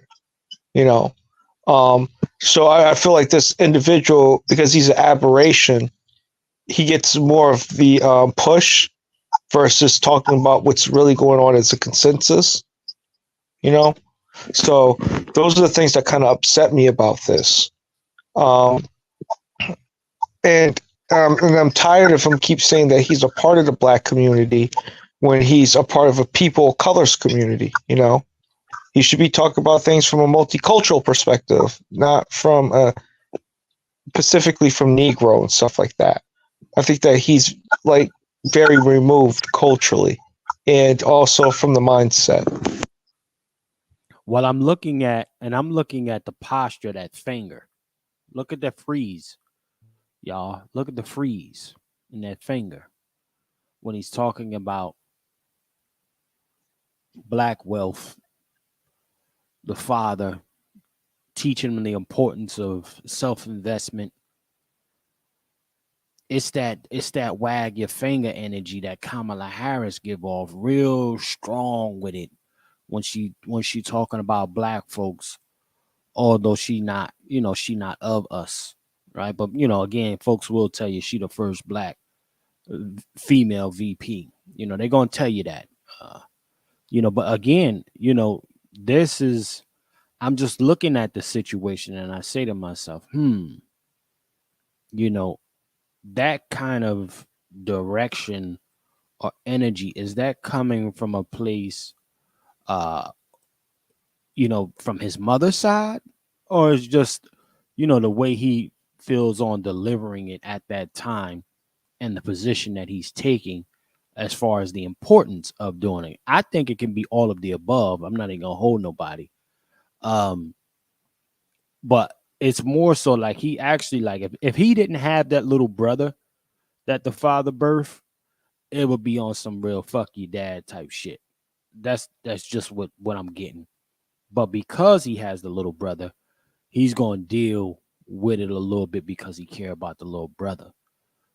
So look at his finger and tell me what's different with her finger. Same energy, y'all. So Twiz, listen, same question for you, man. You understand me? Does he have the right to educate a black man, being the tragic mulatto, on black wealth and self-investment? Is that a place that he, should he be able to come from that position and it be received by another black man? I'm gonna say he could teach wealth, but he can't teach black wealth, especially coming from a white mother. He just wasn't, even if your dad is black and he wasn't around, you was raised white. So what do you know about being black? When you look at him, you could tell to me, he looked like a Post Malone looking motherfucker. You understand? I don't even know, I can't see no black in it. So how was he to tell somebody about being black? Especially, excuse my language, a nigga like me. Hey, Brother Wolf, I don't know many scriptures, but what the scriptures always say, thou shalt honor thy mother or thy father, or your days will be shortened. I see that it's a lot of disrespect. And Negro, I agree with you. He's basically speaking down on his father and trying to speak like his father is incompetent and don't know nothing. So he gonna sit his father down and teach you something. You know what I'm saying? Once again, not knowing what his father been through or the trials and tribulations, but yet he wants to school his father. You know, I kind of find it insulting to a certain degree. Instead of trying to show his father love and put his father up on his wing and get his father help, he want to try to call himself schooling his father in a scolding way. And I don't agree with that. And when you listen to him talk, like Negro said, you can hear the detriment in his voice on how he's speaking on his father, because his father is black and because he's mixed, he has a little bit more knowledge and a little bit know about, like, oh, you didn't know how to do it, but I'm gonna show you how to do it. Like, boy, I was doing music way before, you know what I mean? Come on now, it's crazy on how these son boyfriends and son husbands sit up here and try to scold their father when they don't even have a clue. You know what I'm saying? And this is the pure definition and the pure image and a pure example of what this shit is right here. You know what I mean? Knowledge is powerful, regardless of whoever you get it from. You just got to be wise enough and open enough to accept it in. You know what I'm saying? But one thing for sure, two things for certain, I'm not going to be scolded by nobody. If you want to teach me and show me, come on, let's have a sit down. But you, like you said, you're not gonna wag your finger in my face. I'm a hard head ass towards the bull. That's the wrong thing to do to me. You know what I'm saying? No I'll drop doubt. my mic there. Indeed, indeed. Well, I say this, man. You know, again, if you're here for the first time, make sure you like, share, subscribe, like, share, subscribe, like, share, subscribe. I wanted to have this conversation. For those of you who tap in for nigga shit, you're gonna have to go ahead and play that back. That's right at the beginning. You know, this is the real shit portion of the program. We're gonna get ready to shut it down because we were in here for 3 hours, 3.5 hours. I got shit I got to do. I got some calls I got to make. So for the gentlemen in here, I'm gonna start with Brother Twiz, man. If they want to get a hold of you, let them know about the real estate business you got, sir. Let them know how they can get a hold of you, Twiz. You got the flow. Yes, indeed. My business is called Blackfire Capital LLC. My email is blackfirecap@yahoo.com. I'm a real estate wholesale and investor. If you got some property, no matter what condition it is, just let me know. I'll give you cash for it. I'll close in 4 weeks, pay all closing costs. I'm responsible for anything besides back taxes, penalties, and mortgage fees. Okay. My Twitter handle is Twizzle, WSO, and my IG is Twizzle800. So you can reach out, holler at player partner there. I'm just your friendly neighborhood player partner. Just down to do business, share game, connect, and spit game. That's it. If it ain't about building, I'm not about beefing. So hey. Most definitely. That's Twiz. Y'all heard it from the player partner from the West Coast. You understand him. And shout out to Twiz always coming through, riding with us.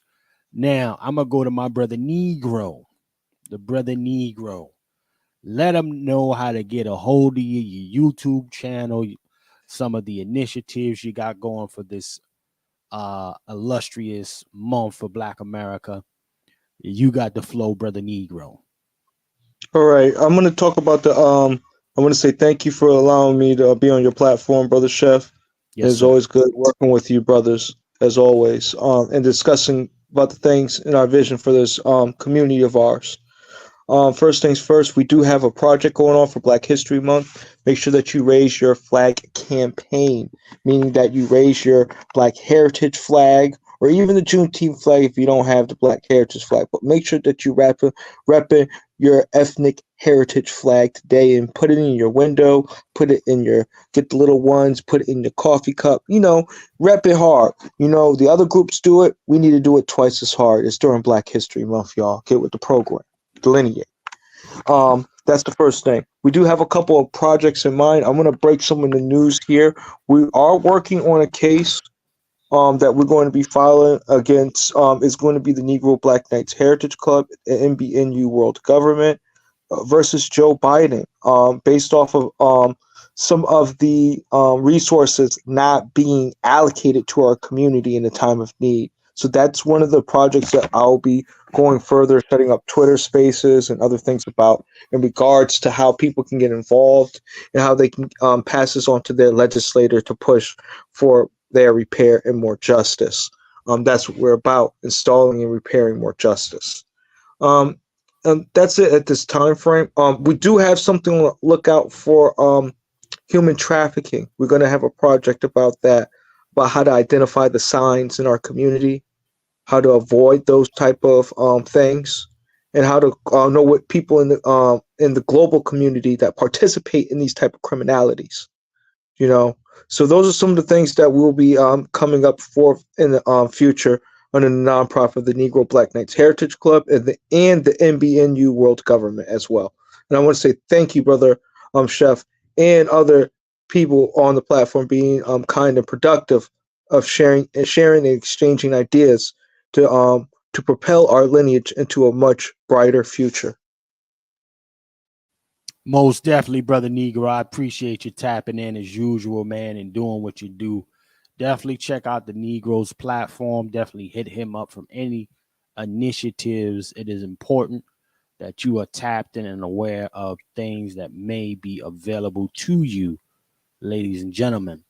And now, without further ado, I go to my brother Lone Wolf, Juan J. Johnson, Lone Wolf Firearms. Brother Lone Wolf, you got the floor, sir. Let them know how they can get a hold of you and everything else, your platforms, etc., and some of the things you got cooking up in the near future. First, I'd like to just say thank you for the invite. I was actually just enjoying the conversation, just listening. Yes, But when sir. you said come on board, I seized the moment and I did it. I want to thank you for what you're doing, Chef. Praying that you will see the results in the now, because the information that you're putting out, the product, this is perpetual, brother. It's gonna go beyond us, go beyond you. When you get old, and with a cane, this information will still be viewed and listened to by others. Trust me. But again, thank you. You're doing a lot. I appreciate it. Just keep that same energy. And that goes for Brother Negro. Keep that same energy. Brother Twiz, keep that same energy. Because we don't see that. That's what's missing in our collective. It's some honest energy with confidence and boldness and power. So if you want to reach me, just go to lwftraining.com, which is short for Lone Wolf Firearms Training. I'm on YouTube. I need you to subscribe, share, unlike it. I'm also on Facebook, Lone Wolf Firearms Training. I'm also on the old Twitter, Social X. So I can be found. And I want to encourage every one of you under the sound of my voice to please become responsible gun owners and gun users. I wake up every For the survival of yourself, your family, your friends, and the collective. I'll land my plane with that. Yes, indeed, Brother Juan J. Johnson. Thank you, sir, for tapping in today. Ladies and gentlemen, I want to definitely send a shout out to everyone that is new, but a very special shout out to all the day ones who rock with me, saw the vision, still see the vision. We have goals that we hit every mark. Okay, every quarter or so, we have goals here with this program and the other programs that we have. Again, From the Sawyer, if you haven't seen it, ladies and gentlemen, make sure you go ahead and check that out. That is our docu-series, okay? Go ahead and check it out. From the Sawyer.tv. Go ahead and access that program. Watch all 7 episodes. And again, we're also filming season 2. We're going here and we're going to be dropping it very soon. So definitely be on the lookout for that. And of course, everybody that is tapped in to the platform on their next podcast. But I want to play something for you, ladies and gentlemen, that this is one of my guys who really motivate me to keep pushing and having a sense of self-worth when it comes to being who I need to be for myself, the people who trust me, my team, and everything else above that. I want to thank everybody because we have hit the first line of our 1,000 subs. So shout out to everybody who has contributed to that. If you haven't already subscribed, do so. The platform itself has over 250,000 views already. Okay. Yeah, we came out of nowhere. Okay. 250,000 views. That's what we got. In a little as 3 months, 4 months now. So yeah, when people laughed and they said, "Oh, this nigga's a content creator," and all the stupid shit that come along with being around or associating with dumb motherfuckers. Results is the only thing people understand. So again, I respect those who believe in what we're doing, support what we're doing, right, and are a part of what we're doing here at Bloodline Films. But I'm going to leave you with a word from my brother Eric Thomas. If you don't know who he is, this is one of those electrifying motivational speakers, okay? And when you believe in yourself, anything is possible. So I'm going to just give you a little word from him. and I'll try to cut it all before they copyright me. But again, let's hear my brother Eric Thomas. I wake up every single day. I am who I say I am. And I get what I get because I live in beast mode. Stop being gazelles. You're not average. You're not even good. You were born to be great. That's right, ladies and gentlemen. So with that being said, again, I want to thank everybody for joining me here today. Good broadcast. Shout out to everybody that tapped in for the first time, right? And again, remember, ladies and gentlemen, in a system of white degeneracy, you stand for nothing, you fall for anything. My name is Chef C, and I'm out.